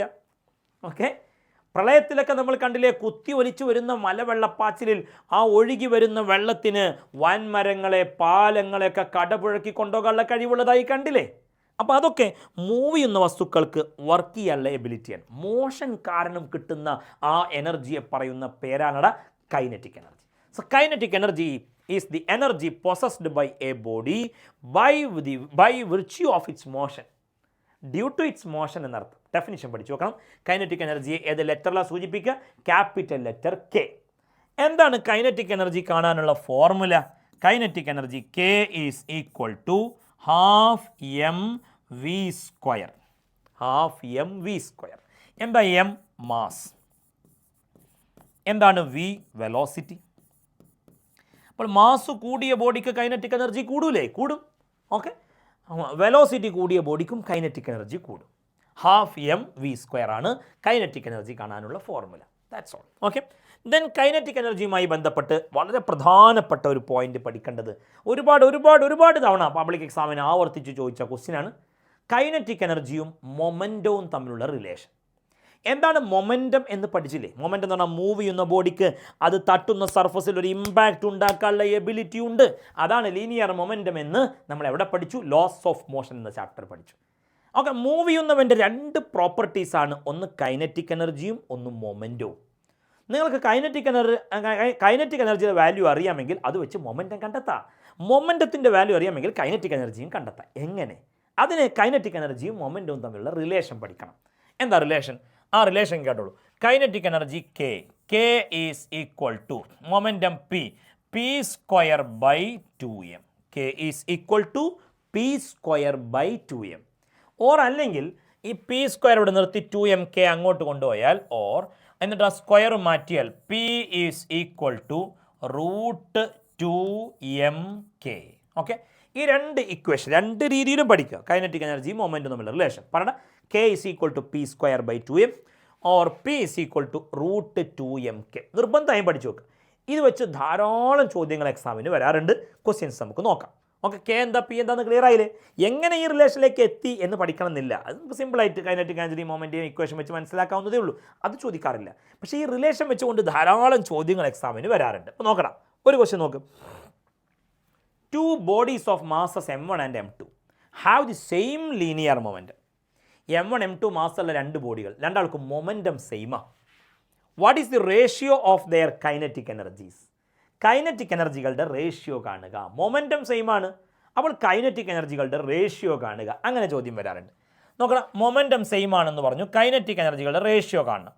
അപ്പോൾ കൈനറ്റിക് എനർജി കാണാനുള്ള ഫോർമുല അല്ലെങ്കിൽ കൈനറ്റിക് എനർജിയും മൊമെൻറ്റും തമ്മിലുള്ള റിലേഷൻ പറ. K is equal to P square by 2m.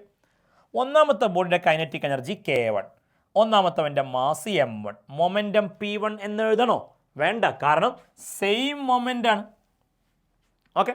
അങ്ങനെയെങ്കിൽ രണ്ടാമത്തെ ബോഡിയുടെ കൈനറ്റിക് എനർജി K2, അപ്പോൾ momentum P square by 2m2. Okay. Ratio എന്ന് പറഞ്ഞാൽ ഡിവൈഡ് ചെയ്യല്ലേ.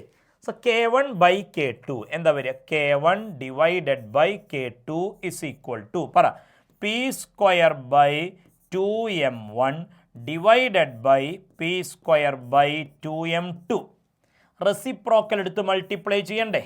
ഓക്കെ. ഡിവൈഡ് ചെയ്യാൻ പറഞ്ഞാൽ റെസിപ്രോക്കൽ എടുത്ത് മൾട്ടിപ്ലൈ ചെയ്യുക. അപ്പോൾ എന്താവും പറ?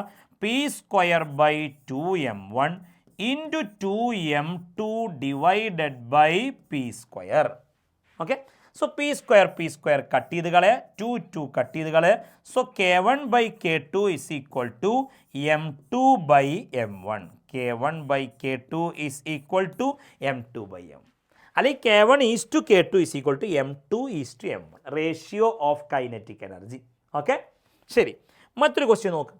A light body and heavy body. Light body എന്നാൽ മാസ് കുറഞ്ഞ ബോഡി, ഹെവി ബോഡി മാസ് കൂടിയ body.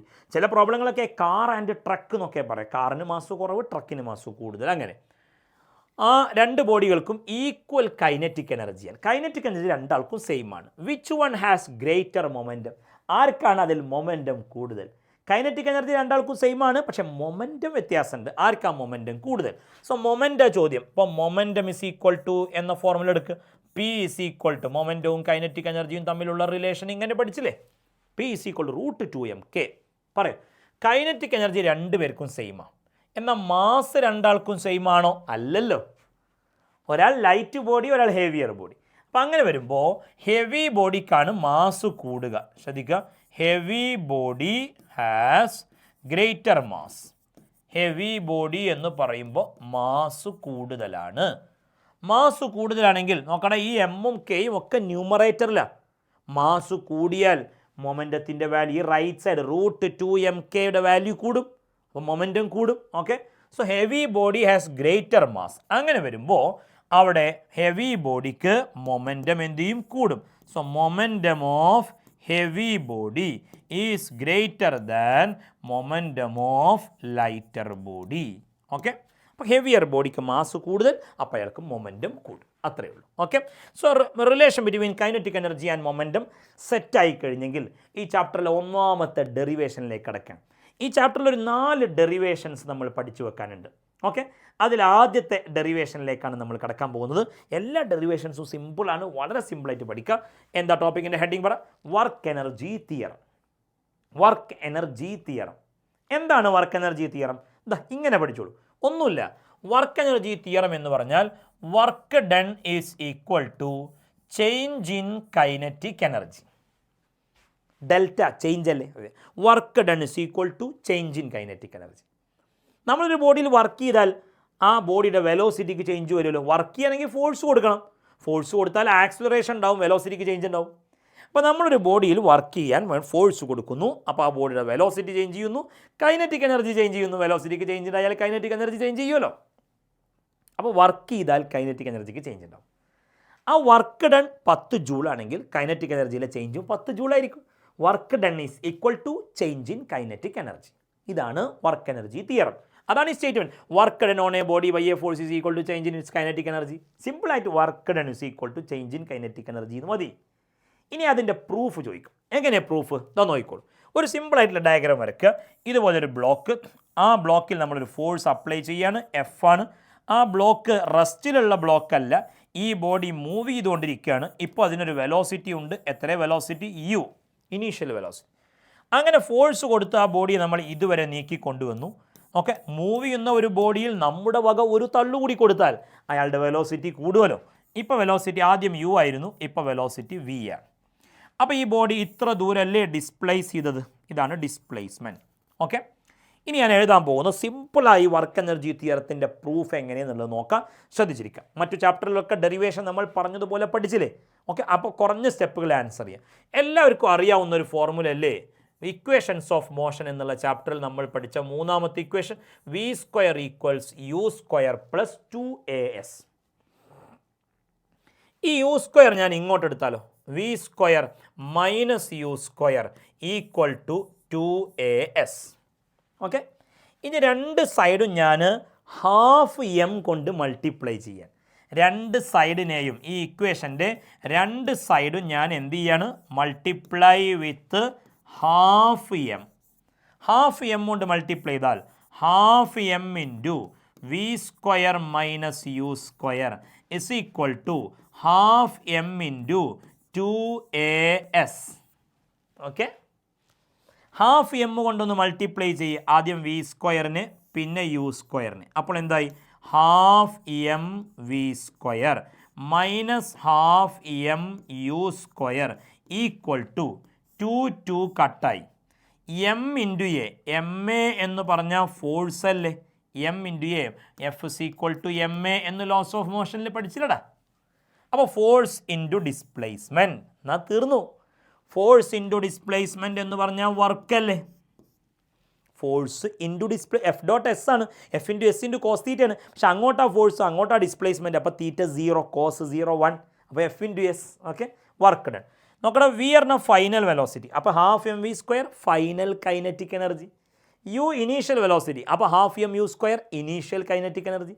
So final kinetic energy minus initial kinetic energy എന്ന് പറഞ്ഞാൽ change in kinetic energy. So work done is equal to change in kinetic energy. Work energy theorem വളരെ സിമ്പിളായി നമ്മൾ prove ചെയ്ത് കഴിഞ്ഞു. ഇത്രയുമാണ് kinetic energy എന്നുള്ള ഭാഗത്ത് മക്കൾ പഠിക്കേണ്ടത്. ഓക്കെ, നമുക്കിനി പൊട്ടൻഷ്യൽ എനർജി എന്നുള്ള സെഷനിലേക്ക് വരാം. പൊട്ടൻഷ്യൽ എനർജിയെ നമ്മൾ യു എന്ന ലെറ്ററിലാണ് സൂചിപ്പിക്കുക. എന്താണ് പൊട്ടൻഷ്യൽ എനർജി? പൊട്ടൻഷ്യൽ എനർജി എന്ന് പറഞ്ഞാൽ ഒരു ബോഡിക്ക് അതിൻ്റെ പൊസിഷൻ കാരണം കിട്ടുന്ന എനർജിയാണ്. അതല്ലെങ്കിൽ ബോഡിയുടെ കോൺഫിഗറേഷൻ കാരണം കിട്ടുന്ന എനർജിയാണ്. പൊസിഷൻ കാരണം അല്ലെങ്കിൽ കോൺഫിഗറേഷൻ. വിശദീകരിക്കാം. ഇപ്പോൾ ഈ മാർക്കർ ഞാൻ എൻ്റെ കയ്യിൽ ഇങ്ങനെ വെച്ചിരിക്കുകയാണ്. ഈ പെന്ന്, ഈ പെന്നിന് എർത്തിലേക്ക് അട്രാക്ഷൻ ഉണ്ട്. പെന്നിൻ്റെ പൊസിഷൻ ഇതാ ഇവിടെയാണ്, ഭൂമിയുടെ സർഫസിൽ നിന്ന് ഇത്ര ഹൈറ്റിലാണ്. ഈ മാർക്കറിന് എർത്തിലേക്ക് അട്രാക്ഷൻ ഉണ്ടോ? ഉണ്ട്. അപ്പോൾ ഈ മാർക്കറിന് താഴോട്ട് പോകാനുള്ള ടെൻഡൻസി ഉണ്ടോ, ആഗ്രഹമുണ്ടോ? ഉണ്ട്. പക്ഷെ പോകാൻ നിവൃത്തിയുണ്ടോ? ഇല്ല. എന്തുകൊണ്ട്? ഞാൻ തടഞ്ഞു വെച്ചിരിക്കുകയാണ്. ഓക്കെ, ആഗ്രഹത്തെ തടയുമ്പോൾ തടഞ്ഞവനെതിരെ പ്രതികാരമുണ്ടാകും, വിരോധമുണ്ടാവും മനസ്സിൽ എന്നതുപോലെ ഈ പെണ്ണിന് ഭൂമിയിലേക്കുള്ള അട്രാക്ഷനെ ഞാൻ തടഞ്ഞതിൻ്റെ ഫലമായി ഈ പെണ്ണിനകത്ത് ഇപ്പോൾ തന്നെ താഴോട്ട് പോകാനുള്ള ടെൻഡൻസി കാരണം ഒരു എനർജി ഇതിനകത്ത് ഇപ്പോൾ തന്നെ സ്റ്റോർ ചെയ്ത് വെക്കുന്നുണ്ട്. എങ്ങനെ മനസ്സിലാക്കാം എനർജി ഉണ്ട് എന്നുള്ളത്? കയ്യങ്ങടെടുത്താൽ സ്വയം പോവും. ആരും താഴോട്ട് തള്ളിക്കൊടുക്കേണ്ട ആവശ്യമില്ല. അപ്പോൾ പോകാനുള്ള എനർജി ഇപ്പോൾ തന്നെ മാർക്കറിലുണ്ട്. എന്തുകൊണ്ട്? ഇവൻ്റെ പൊസിഷൻ എർത്തിൻ്റെ അട്രാക്ഷൻ കിട്ടുന്നിടത്താണ്. ഇതാണ് പൊസിഷൻ കാരണം എനർജി. ആ പൊട്ടൻഷ്യൽ എനർജി ആകട്ടെ ഒരിക്കലും പുറമേ നിന്ന് നോക്കിയാൽ മനസ്സിലാവില്ല, അത് സ്റ്റോർ ചെയ്ത് വെക്കുന്ന എനർജിയാണ്. ഇതൊരു മാഗ്നറ്റാണ് കരുതുക. മാഗ്നറ്റിൻ്റെ തൊട്ടടുത്തൊരു അയൺ പീസ് വെച്ചു. അയൺ പീസിന് മാഗ്നറ്റിലേക്ക് അട്രാക്ഷൻ നമ്മൾ പിടിച്ചു വെച്ചു. അപ്പോൾ ആ അയൺ പീസിനകത്ത് ആ അട്രാക്ഷൻ കാരണമായി അതിലേക്ക് അടുക്കാനുള്ള ഒരു എനർജി ഉണ്ട്. ഇതാണ് പൊസിഷൻ കാരണമുള്ള എനർജി. ഇതിനെ പൊട്ടൻഷ്യൽ എനർജി എന്ന് പറയും. അത് സ്റ്റോർ ചെയ്ത് വെക്കുന്ന എനർജി.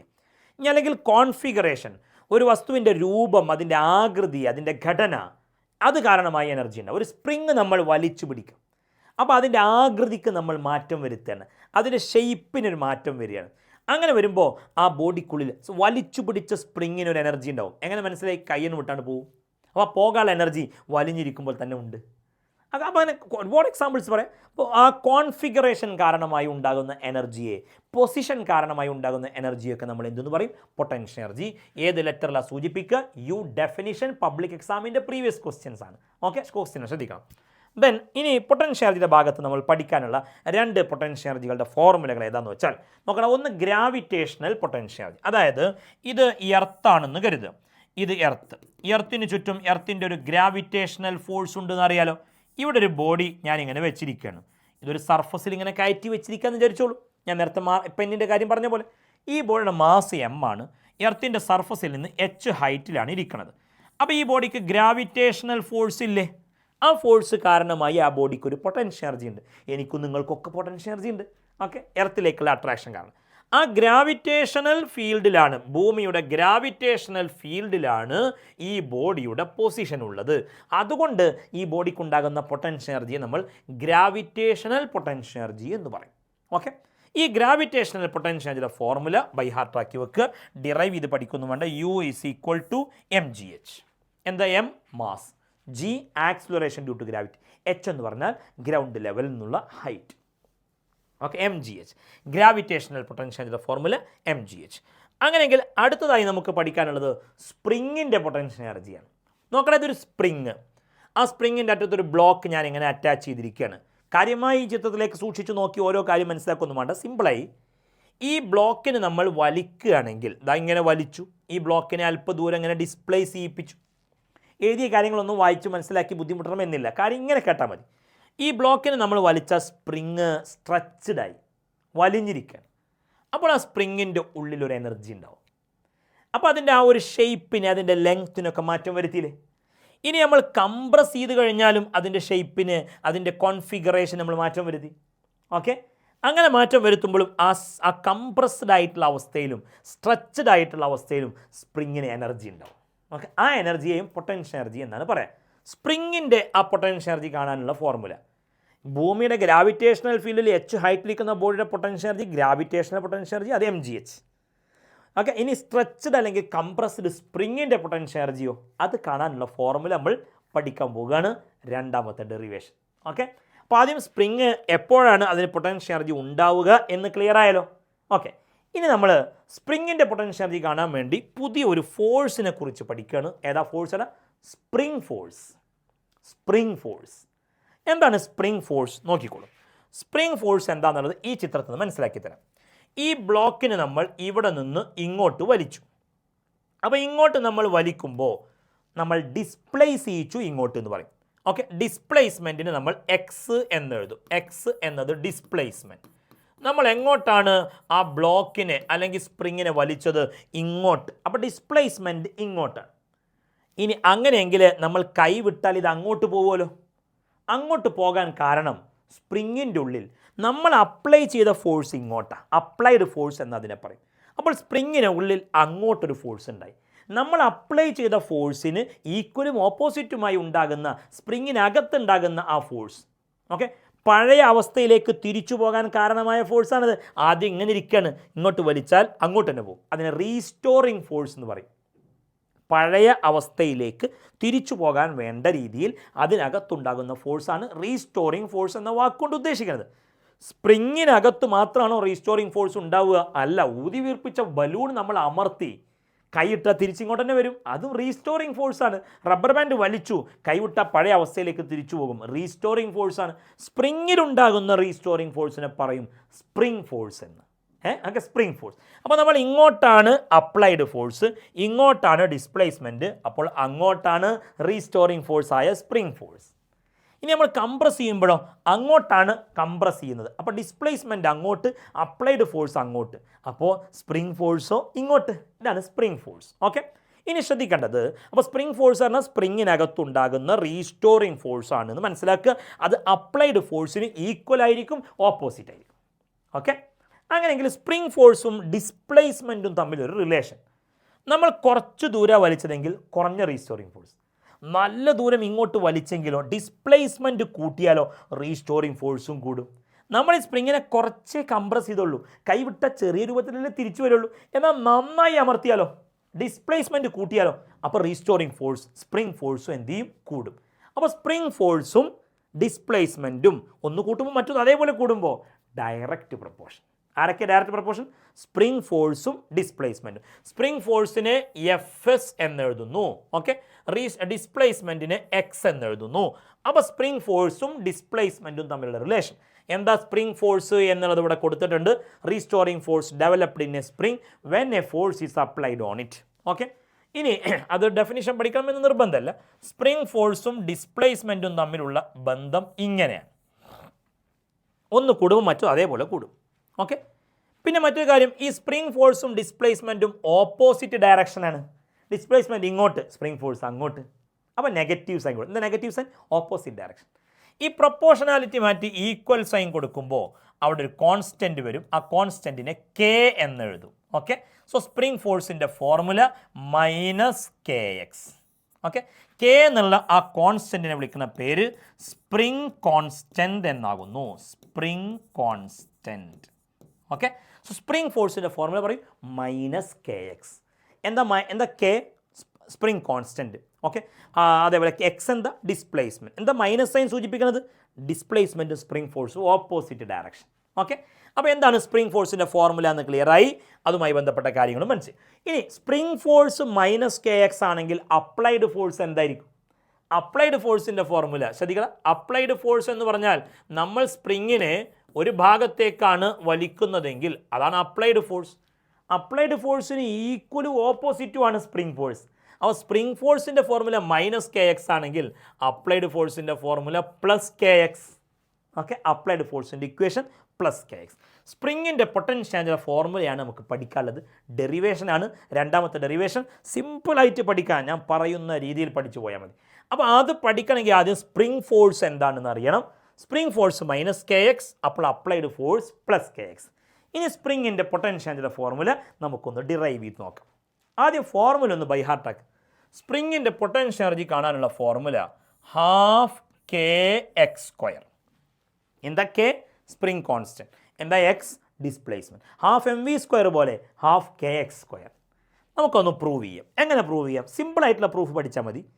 ഓക്കെ, ഇൻ്റഗ്രേഷൻ മെത്തേഡിലുള്ള പ്രൂഫൊക്കെ ഉണ്ട്, അതൊക്കെ പ്രയാസം. നമുക്ക് ഡിറൈവ് ചെയ്യാൻ പറഞ്ഞ് സിമ്പിളായിട്ട് ആദ്യം FS ഗ്രാഫ് വരക്കാം. F എന്ന് പറഞ്ഞാൽ ഫോഴ്സ്, അപ്ലൈഡ് ഫോഴ്സ് ആയിക്കോട്ടെ, അപ്ലൈഡ് ഫോഴ്സ്.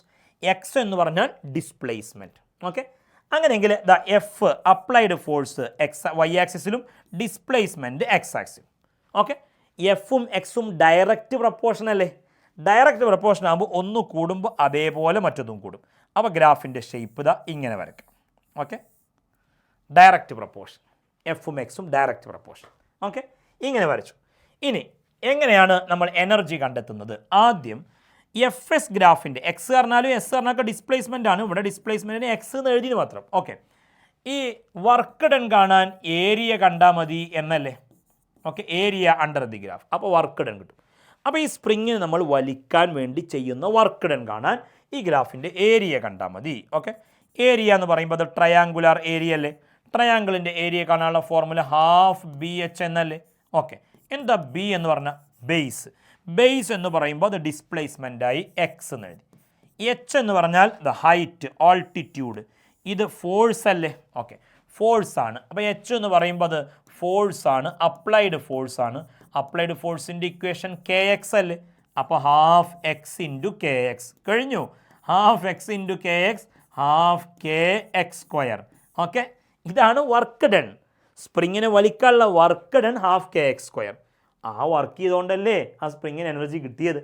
അപ്പോൾ സ്പ്രിങ്ങിൻ്റെ potential energy, therefore potential energy of spring half K X square. So ഈ ചാപ്റ്ററിൽ രണ്ടാമത്തെ ഡെറിവേഷൻ കഴിഞ്ഞിട്ടോ, വളരെ സിമ്പിളായി പഠിച്ചു. ഓക്കെ, ഗ്രാഫിൻ്റെ ഷേപ്പ് മനസ്സിലാക്കി വെക്കുക. എന്നിട്ട് എന്ത് ചെയ്യുക, work done is equal to area എന്ന ഇക്വേഷൻ വെച്ചുകൊണ്ട് വളരെ സിമ്പിളായി ഈ ഫോർമുല ഡിറൈവ് ചെയ്തെടുക്കുക. സോ നമ്മൾ കൈനറ്റിക് എനർജിക്ക് ശേഷം പൊട്ടൻഷ്യൽ എനർജി എന്നുള്ള സെഷനും കംപ്ലീറ്റ് ചെയ്തിരിക്കുകയാണ്. ഓക്കെ, ഇനി എനർജി എന്നുള്ള സെഷനിലെ ഏറ്റവും പ്രധാനപ്പെട്ട ഏരിയയിലേക്കാണ് കിടക്കുന്നത്. കൈനറ്റിക് എനർജി അതുമായി ബന്ധപ്പെട്ട എല്ലാ കാര്യങ്ങളും കംപ്ലീറ്റ് ആയി. അത് കഴിഞ്ഞ് പൊട്ടൻഷ്യൽ എനർജിയിലേക്ക് വന്നു. അവിടെ ഗ്രാവിറ്റേഷണൽ പൊട്ടൻഷ്യൽ എനർജി പഠിച്ചു, സ്പ്രിങ്ങിൻ്റെ പൊട്ടൻഷ്യൽ എനർജിയുടെ ഫോർമുല ഡിറൈവ് ചെയ്ത് പഠിച്ചു. ഇനി ഈ ചാപ്റ്ററിലെ മോസ്റ്റ് ഇമ്പോർട്ടൻറ്റ് ടോപ്പിക്കിലേക്കാണ് law of conservation of mechanical energy. അതോടുകൂടി നമ്മൾ എനർജി എന്നുള്ള സെഷൻ തന്നെ കംപ്ലീറ്റ് ആക്കാൻ പോവാണ്. Law of conservation of mechanical energy. പക്ഷേ ആ ലോ പഠിക്കണം എന്നുണ്ടെങ്കിൽ മക്കൾക്ക് രണ്ട് തരം ഫോഴ്സുകളെ കുറിച്ചുള്ള അറിവുണ്ടായിരിക്കണം. അതിലൊരു ഫോഴ്സാണ് കൺസർവേറ്റീവ് ഫോഴ്സ്, മറ്റൊന്ന് നോൺ കൺസർവേറ്റീവ് ഫോഴ്സ്. ഏതൊക്കെ? Conservative force, non conservative force. എന്താണ് കൺസർവേറ്റീവ് ഫോഴ്സ് എന്ന് പറഞ്ഞാൽ? ചില ഫോഴ്സുകൾ ചെയ്യുന്ന വർക്ക് ഡൺ പാത്തിനെ ഡിപ്പെൻഡ് ചെയ്യില്ല. ചില ഫോഴ്സുകൾ കാരണമായി ഉണ്ടാകുന്ന വർക്ക് പാത്തിനെ ഡിപ്പെൻഡ് ചെയ്യും. ഒരു ഐഡിയ കിട്ടൂല എങ്ങനെ പറഞ്ഞു കഴിഞ്ഞാൽ. ഓക്കെ, ഞാൻ വല്ലാണ്ട് വിശദീകരിക്കാതെ എന്നാൽ കുറച്ചെങ്കിലും കാര്യം മനസ്സിലാകുന്ന രീതിയിൽ പറഞ്ഞുകൊണ്ട് നോക്കാം. ഈ പെന്ന് ഞാൻ അല്ലെങ്കിൽ ഇവിടെ ബോർഡിൽ വരക്കാം. ദാ ഇവിടെ ആവട്ടെ, ഇവിടെ ഒരു ബോഡി. ഈ ബോഡിയെ എനിക്ക് ഇവിടെ നിന്ന് പൊക്കിയിട്ട് എ എന്നുള്ള പൊസിഷനിൽ നിന്ന് പൊക്കി ബിയിലേക്ക് കൊണ്ടുപോകണം. ഞാൻ ഈ ബോഡിയെ ഇതാ ഇങ്ങനെ കൊണ്ടുപോയി, ഒന്നാമത്തെ പാത്ത്. മറ്റൊന്ന് ഞാൻ ഈ ബോഡിയെ ഇതാ ഈ രൂപത്തിൽ ഇങ്ങനെയും കൊണ്ടുപോയി. രണ്ട് പാത്തിലൂടെ കൊണ്ടുപോയത്. ഫസ്റ്റ് പാത്ത് ഇങ്ങനെ, രണ്ടാമത് ഒന്നിങ്ങനെ വളച്ചു കൊണ്ടുപോയി. രണ്ടും കൊണ്ടുപോയത് എ എന്ന് ബിയിലേക്ക്. ഈ എ എന്ന് ബിയിലേക്ക് ഞാൻ ഈ ബോഡിയെ കൊണ്ടുപോകണമെങ്കിൽ ഞാൻ ആ ബോഡിയിൽ ഫോഴ്സ് കൊടുക്കണം. അത് അപ്ലൈഡ് ഫോഴ്സ്. എന്നാൽ കൊണ്ടുപോകുന്ന ബോഡിയിൽ ഗ്രാവിറ്റേഷണൽ ഫോഴ്സ് ഇല്ലേ? ഉണ്ട്. നമ്മൾ ഈ രണ്ട് പാത്തിലൂടെ കൊണ്ടുപോകുമ്പോഴും work done by gravitational force കാണുകയാണെങ്കിൽ, ഗ്രാവിറ്റേഷണൽ ഫോഴ്സ് കാരണമുള്ള വർക്ക് ഡൺ കണ്ടാൽ ഈ ഒന്നാമത്തെ പാത്തിലൂടെ കൊണ്ടുപോകാനുള്ള വർക്കും രണ്ടാമത്തെ പാത്തിലൂടെ കൊണ്ടുപോകുമ്പോഴുള്ള വർക്കും ഏത് വർക്കടാ? Work done by gravitational force. ഭൂമിയുടെ അട്രാക്ഷൻ ഈ പോകുന്ന ബോഡിയിൽ ഉണ്ടാകുമല്ലോ, കൊണ്ടുപോകുന്ന ബോഡിയിൽ ഉണ്ടാവുമല്ലോ. ആ ഗ്രാവിറ്റേഷണൽ ഫോഴ്സ് കാരണമായി ഉണ്ടാകുന്ന വർക്ക് ഡൺ ഒന്നാമത്തെ പാത്തിലൂടെ കൊണ്ടുപോയാലും രണ്ടാമത്തെ പാത്തിലൂടെ കൊണ്ടുപോയാലും work done will be same. So ചില ഫോഴ്സുകൾ കാരണമായി ഉണ്ടാകുന്ന വർക്ക് പാത്തിനെ ഡിപ്പെൻഡ് ചെയ്യും. ഏത് പാത്തിലൂടെ കൊണ്ടുപോയാലും വർക്ക് സെയിം ആയിരിക്കും. അതിന് മൂന്നാമതൊരാൾ ഇങ്ങനെ ഒരു പാത്തിലൂടെ കൊണ്ടുപോയി, അപ്പോൾ ഏന്ന് ബീക്കാണ് കൊണ്ടുപോയത്, വർക്ക് ഡൺ പാത്തിനെ ഡിപ്പെൻഡ് ചെയ്യേയില്ല. അങ്ങനെ വർക്ക് ഡൺ പാത്തിനെ ഡിപ്പെൻഡ് ചെയ്യുന്നില്ലെങ്കിൽ അത്തരം ഫോഴ്സിനെ പറയുന്നത് കൺസർവേറ്റീവ് ഫോഴ്സ്. എന്നാൽ വർക്ക് ഡൺ പാത്തിനെ ഡിപ്പെൻഡ് ചെയ്യുകയാണെങ്കിലോ നോൺ കൺസർവേറ്റീവ് ഫോഴ്സ്. അപ്പോൾ എന്താ conservative force? Work done is independent of the path. പിന്നെ എന്തിനാ ഡിപ്പെൻഡ് ചെയ്യുക? ഇനീഷ്യൽ ആൻഡ് ഫൈനൽ പൊസിഷന് മാത്രം. ഇനീഷ്യൽ പൊസിഷനും ഫൈനൽ പൊസിഷനും മാറാൻ പാടില്ല. ഏത് വഴി കൂടെ വെച്ചാൽ കൊണ്ടുപോയിക്കോളൂ, വർക്ക് ഡൺ സെയിം ആയിരിക്കും. ആ രീതിയിലുള്ള ഫോഴ്സുകളുടെ പേരാണ് കൺസർവേറ്റീവ് ഫോഴ്സ്. എന്നാൽ ഫ്രിക്ഷണൽ ഫോഴ്സ് ഒന്നും അങ്ങനെയല്ല. അങ്ങോട്ട് ഒരു പാത്തിലൂടെ കൊണ്ടുപോകുമ്പോൾ ഫ്രിക്ഷൻ ആണോ വേറെ പാത്തിലൂടെ കൊണ്ടുപോകുമ്പോൾ ഉണ്ടാവുക? സർഫസ് മാറുമ്പോൾ ഫ്രിക്ഷൻ മാറും. അപ്പോൾ ഫ്രിക്ഷണൽ ഫോഴ്സ് കാരണമായി ഉണ്ടാകുന്ന വർക്ക് പാത്തിനനുസരിച്ച് മാറും. ഓക്കെ, അപ്പോൾ അങ്ങനെ പാത്തിനെ ഡിപ്പെൻഡ് ചെയ്യുന്ന ഫോഴ്സ് ആകുമ്പോൾ നോൺ കൺസർവേറ്റീവ്. അങ്ങോട്ട് മാറരുത്. പാത്തിനെ ഡിപ്പെൻഡ് ചെയ്യാത്ത ഫോഴ്സ് കൺസർവേറ്റീവ്, പാത്തിനെ ഡിപ്പെൻഡ് ചെയ്യുന്ന force conservative force, non conservative force. അങ്ങോട്ട് മാറരുത്, കൺഫ്യൂഷൻ ആവരുത്. ഓക്കെ, എക്സാമ്പിൾ പഠിക്കുക. ഗ്രാവിറ്റേഷണൽ ഫോഴ്സ്, സ്പ്രിംഗ് ഫോഴ്സ്, അതേപോലെ ഇലക്ട്രോ മാഗ്നറ്റിക് ഫോഴ്സ്, ഇതെല്ലാം കൺസർവേറ്റീവ് ഫോഴ്സിന് എക്സാമ്പിളാണ്. ഫ്രിക്ഷണൽ ഫോഴ്സ്, വിസ്കസ് ഫോഴ്സ് എന്ന് പറഞ്ഞാൽ നമ്മൾ 9ാമത്തെ ചാപ്റ്ററിൽ പഠിക്കും. ഫ്ലൂയിഡുകളുടെ മൂവ് ചെയ്യുന്ന ഫ്ലൂയിഡുകളുടെ മോഷനെ ഒപ്പോസ് ചെയ്യുന്ന ഫോഴ്സാണ് വിസ്കസ് ഫോഴ്സ്. വിസ്കോസിറ്റി എന്നൊക്കെ ചിലപ്പോൾ കേട്ടിട്ടുണ്ടാവും. ഓക്കെ, എന്താണ് കൺസർവേറ്റീവ് ഫോഴ്സ്? അതിൻ്റെ പ്രത്യേകത പഠിക്കുക, എക്സാമ്പിൾ പഠിക്കും. ഇത്രയേ ഉള്ളൂ. എന്തിനാപ്പോൾ ഇത് പഠിച്ചത്? ഇനി ഏറ്റവും പ്രധാനപ്പെട്ട ടോപ്പിക്ക് വരാൻ പോവുക, law of conservation of mechanical energy. അത് പഠിക്കണമെങ്കിൽ ആദ്യം നിങ്ങൾക്ക് കൺസർവേറ്റീവ് ഫോഴ്സ് എന്താണ് എന്നറിയണം, എക്സാമ്പിളൊക്കെ ഒന്ന് അറിയണം. ഓക്കെ, അങ്ങനെയെങ്കിൽ എനർജി എന്നുള്ള ഈ ചാപ്റ്ററിലെ മോസ്റ്റ് ഇമ്പോർട്ടൻറ്റ് ടോപ്പിക്കിലെ അവസാന ഭാഗത്തേക്ക് law of conservation of mechanical energy. Statement പഠിക്കുക, പ്രൂഫ് പഠിക്കുക, ഗ്രാഫ് പഠിക്കുക. ഓക്കെ, അതോടെ എനർജി നമ്മൾ സെറ്റാക്കി എടുക്കും. എന്താണ് law of conservation of mechanical energy? ശ്രദ്ധിച്ചോളൂ. ഈ പെണ്ണ് ഞാൻ കൈവിട്ടാൽ താഴോട്ട് വീഴുമല്ലോ. വീഴാൻ കാരണം ഏത് ഫോഴ്സാണ്? Gravitational force. ഗ്രാവിറ്റേഷണൽ ഫോഴ്സ് ഒരു കൺസർവേറ്റീവ് ഫോഴ്സ് അല്ലേ? ആണ്.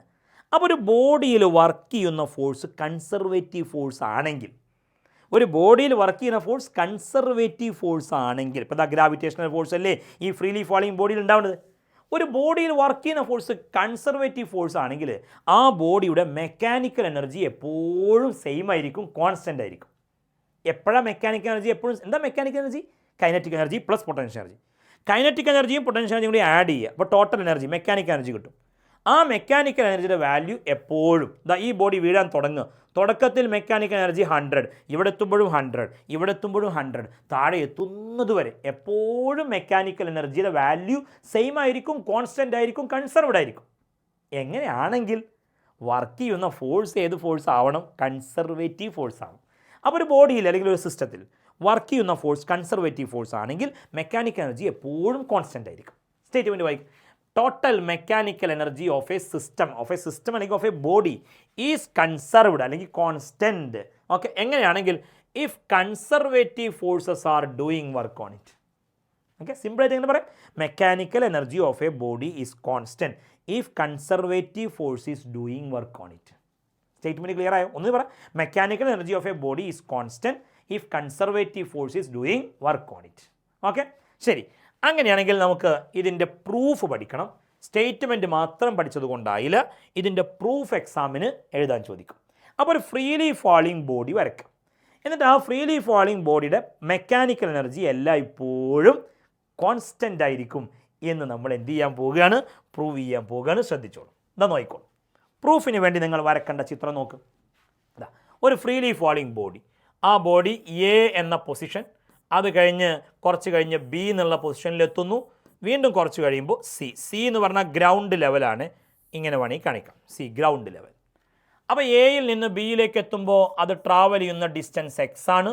എന്നാൽ എയിൽ നിന്ന് സിയിലേക്ക് എത്തുമ്പോൾ നോക്കണം, എ നിന്ന് സിയിലേക്ക് എത്തുമ്പോൾ അതിൻ്റെ ഹൈറ്റ് എച്ച് ആണ്. Okay, X H. ഓക്കെ, അപ്പോൾ ആദ്യം ഡയഗ്രം വരച്ചിട്ട്, ഡയഗ്രം വരച്ചതിന് ശേഷം നമുക്ക് സിമ്പിളായിട്ട് ബാക്കി കാര്യങ്ങൾ പ്രൂവ് ചെയ്തെടുക്കാം. 9 കാര്യങ്ങളാണ് എഴുതേണ്ടത്. എന്താ 9 കാര്യം? എ എന്ന പൊസിഷനിലെ ഈ ബോഡിയുടെ കൈനറ്റിക് എനർജി എത്ര? എ എന്നുള്ള പൊസിഷനിലെ പൊട്ടൻഷ്യൽ എനർജി എത്ര? എ എന്നുള്ള പൊസിഷനിലെ മെക്കാനിക്കൽ എനർജി ടോട്ടൽ എനർജിയെ ഇ എന്ന് എഴുതുകയാണ്. എം ഇ എന്ന് എഴുതുക, അല്ലെങ്കിൽ ഇ ടെക്സ്റ്റ് ബുക്കിലൊക്കെ ഇ എന്നാണ്. ഇ എന്ന് പറയുമ്പോൾ ഇനി കൺഫ്യൂഷൻ ആവരുത്, മെക്കാനിക്കൽ എനർജിയാണ് ഉദ്ദേശിക്കുന്നത്.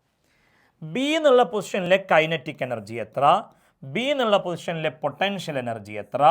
അതേപോലെ ബി എന്നുള്ള പൊസിഷനിലെ ടോട്ടൽ എനർജി മെക്കാനിക്കൽ എനർജി എത്ര? 6 കാര്യങ്ങളായോ? ഓക്കെ. സി എന്നുള്ള പൊസിഷനിൽ എത്തുമ്പോൾ കൈനറ്റിക്, സിയിലെ കാര്യങ്ങൾ കുറച്ച് മുകളിൽ എഴുതുന്നുണ്ട്. സിയിലെ കൈനറ്റിക് എനർജി എത്ര? സിയിലെത്തുമ്പോൾ പൊട്ടൻഷ്യൽ എനർജി എത്ര? സിയിലെത്തുമ്പോൾ ടോട്ടൽ എനർജി എത്ര? Mechanical energy. ഈ മെക്കാനിക്കൽ എനർജി എപ്പോഴും കോൺസ്റ്റൻ്റ് ആയിരിക്കും. എന്നാൽ കൈനറ്റിക് എനർജി മാറിക്കൊണ്ടിരിക്കും, പൊട്ടൻഷ്യൽ എനർജി മാറിക്കൊണ്ടിരിക്കും. 9 കാര്യങ്ങൾ എഴുതുക. തുടങ്ങട്ടെ.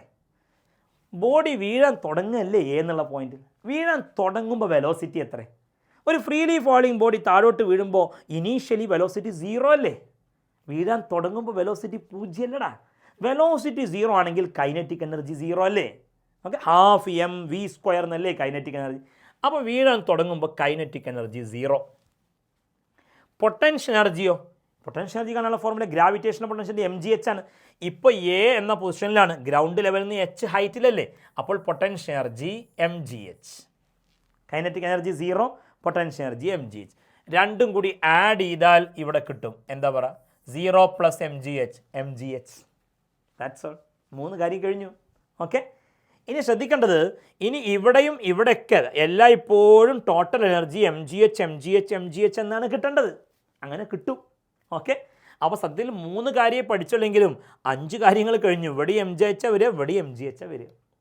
യെസ്, അങ്ങനെയെങ്കിൽ നമുക്ക് ഇനി എയിൽ കഴിഞ്ഞ് സിയിലേക്കൊന്ന് വരാം. സിയിലെത്തുമ്പോൾ ഹൈറ്റ് 0 അല്ലേ? ഗ്രൗണ്ട് ലെവലിൽ നിന്നുള്ള ഹൈറ്റ് 0. ഹൈറ്റ് 0 ആണെങ്കിൽ പൊട്ടൻഷ്യൽ എനർജി 0 അല്ലേ? mgh 0, potential energy 0. Okay okay ശ്രദ്ധിക്കുക, ഇവിടെ kinetic energy 0, potential energy mgh. ഇവിടെ പൊട്ടൻഷ്യൽ എനർജി 0, അപ്പോൾ കൈനറ്റിക് എനർജിയോ അത് ഞാൻ കാണിക്കാം, അത് mgh എന്നാണ് വരിക. എങ്ങനെ വരും എന്ന് മനസ്സിലാക്കി തരാം. അപ്പോൾ 0 + mgh ആഡ് ചെയ്യുമ്പോൾ ടോട്ടൽ എനർജി എന്താവും? mgh. 6 കഴിഞ്ഞോ? ഓക്കെ ശരി. അങ്ങനെയെങ്കിൽ ബിയിലേക്ക് വരാം. ബിയിലെത്തുമ്പോൾ പൊട്ടൻഷ്യൽ എനർജി എത്ര? ബിയിലെത്തുമ്പോൾ ഗ്രൗണ്ട് ലെവലിൽ നിന്നുള്ള ഹൈറ്റ് എത്ര? നോക്കട്ടെ, എ മുതൽ സി വരെ എച്ച് ആണ്, എ മുതൽ ബി വരെ എക്സ് ആണ്. അങ്ങനെയെങ്കിൽ ബി മുതൽ സി വരെയുള്ള ഹൈറ്റ് എത്ര? Yes, H minus X. അപ്പോൾ potential energy mg × h minus X. Okay, ബിയിലെ കൈനറ്റിക് എനർജി, ബിയിലെ കൈനറ്റിക് എനർജി mgx എന്നാണ് വരിക. ഇത് 0, ഇത് mgx, ഇത് mgh. ഓക്കെ, അങ്ങനെ വരുമ്പോൾ ഈ mgxും mgh മൈനസ് എക്സും കൂടി ആഡ് ചെയ്താൽ mg കോമൺ ആക്കി എടുത്താൽ X plus H minus X എന്ന് വരുമ്പോൾ എക്സ് കട്ട് ചെയ്തു പോവും, mgh എന്ന് തന്നെ വരും. ഓക്കെ, ഇനി ആകെ പഠിക്കാനുള്ളത് ഇവിടെ എങ്ങനെ mgx ആയി, ഇവിടെ എങ്ങനെ mgh ആയി എന്ന് മാത്രം. അതോടെ തീർന്നു പ്രൂഫ്. സിമ്പിളായിട്ട് പഠിക്കുക. ഓക്കെ, എന്താണ് കൈനറ്റിക് എനർജി കാണാനുള്ള ഫോർമുല? ½ mv². ഓക്കെ, അപ്പോൾ ഹാഫ് വരി കഴിഞ്ഞല്ലോ. ഓക്കെ, ദെൻ അടുത്തത് ½ m എന്താ v²? v² = u² + 2as. v² = u² + 2a. u initial velocity, initial velocity എത്ര? 0. അപ്പോൾ v² = u² + 2as. u 0, പിന്നെ 2as. അപ്പോൾ v²ന് പകരം ½ m v²ന് പകരം 2as, എക്ക് പകരം g, ഭൂമിയുടെ അട്രാക്ഷൻ കൊണ്ടാകുമ്പോൾ g.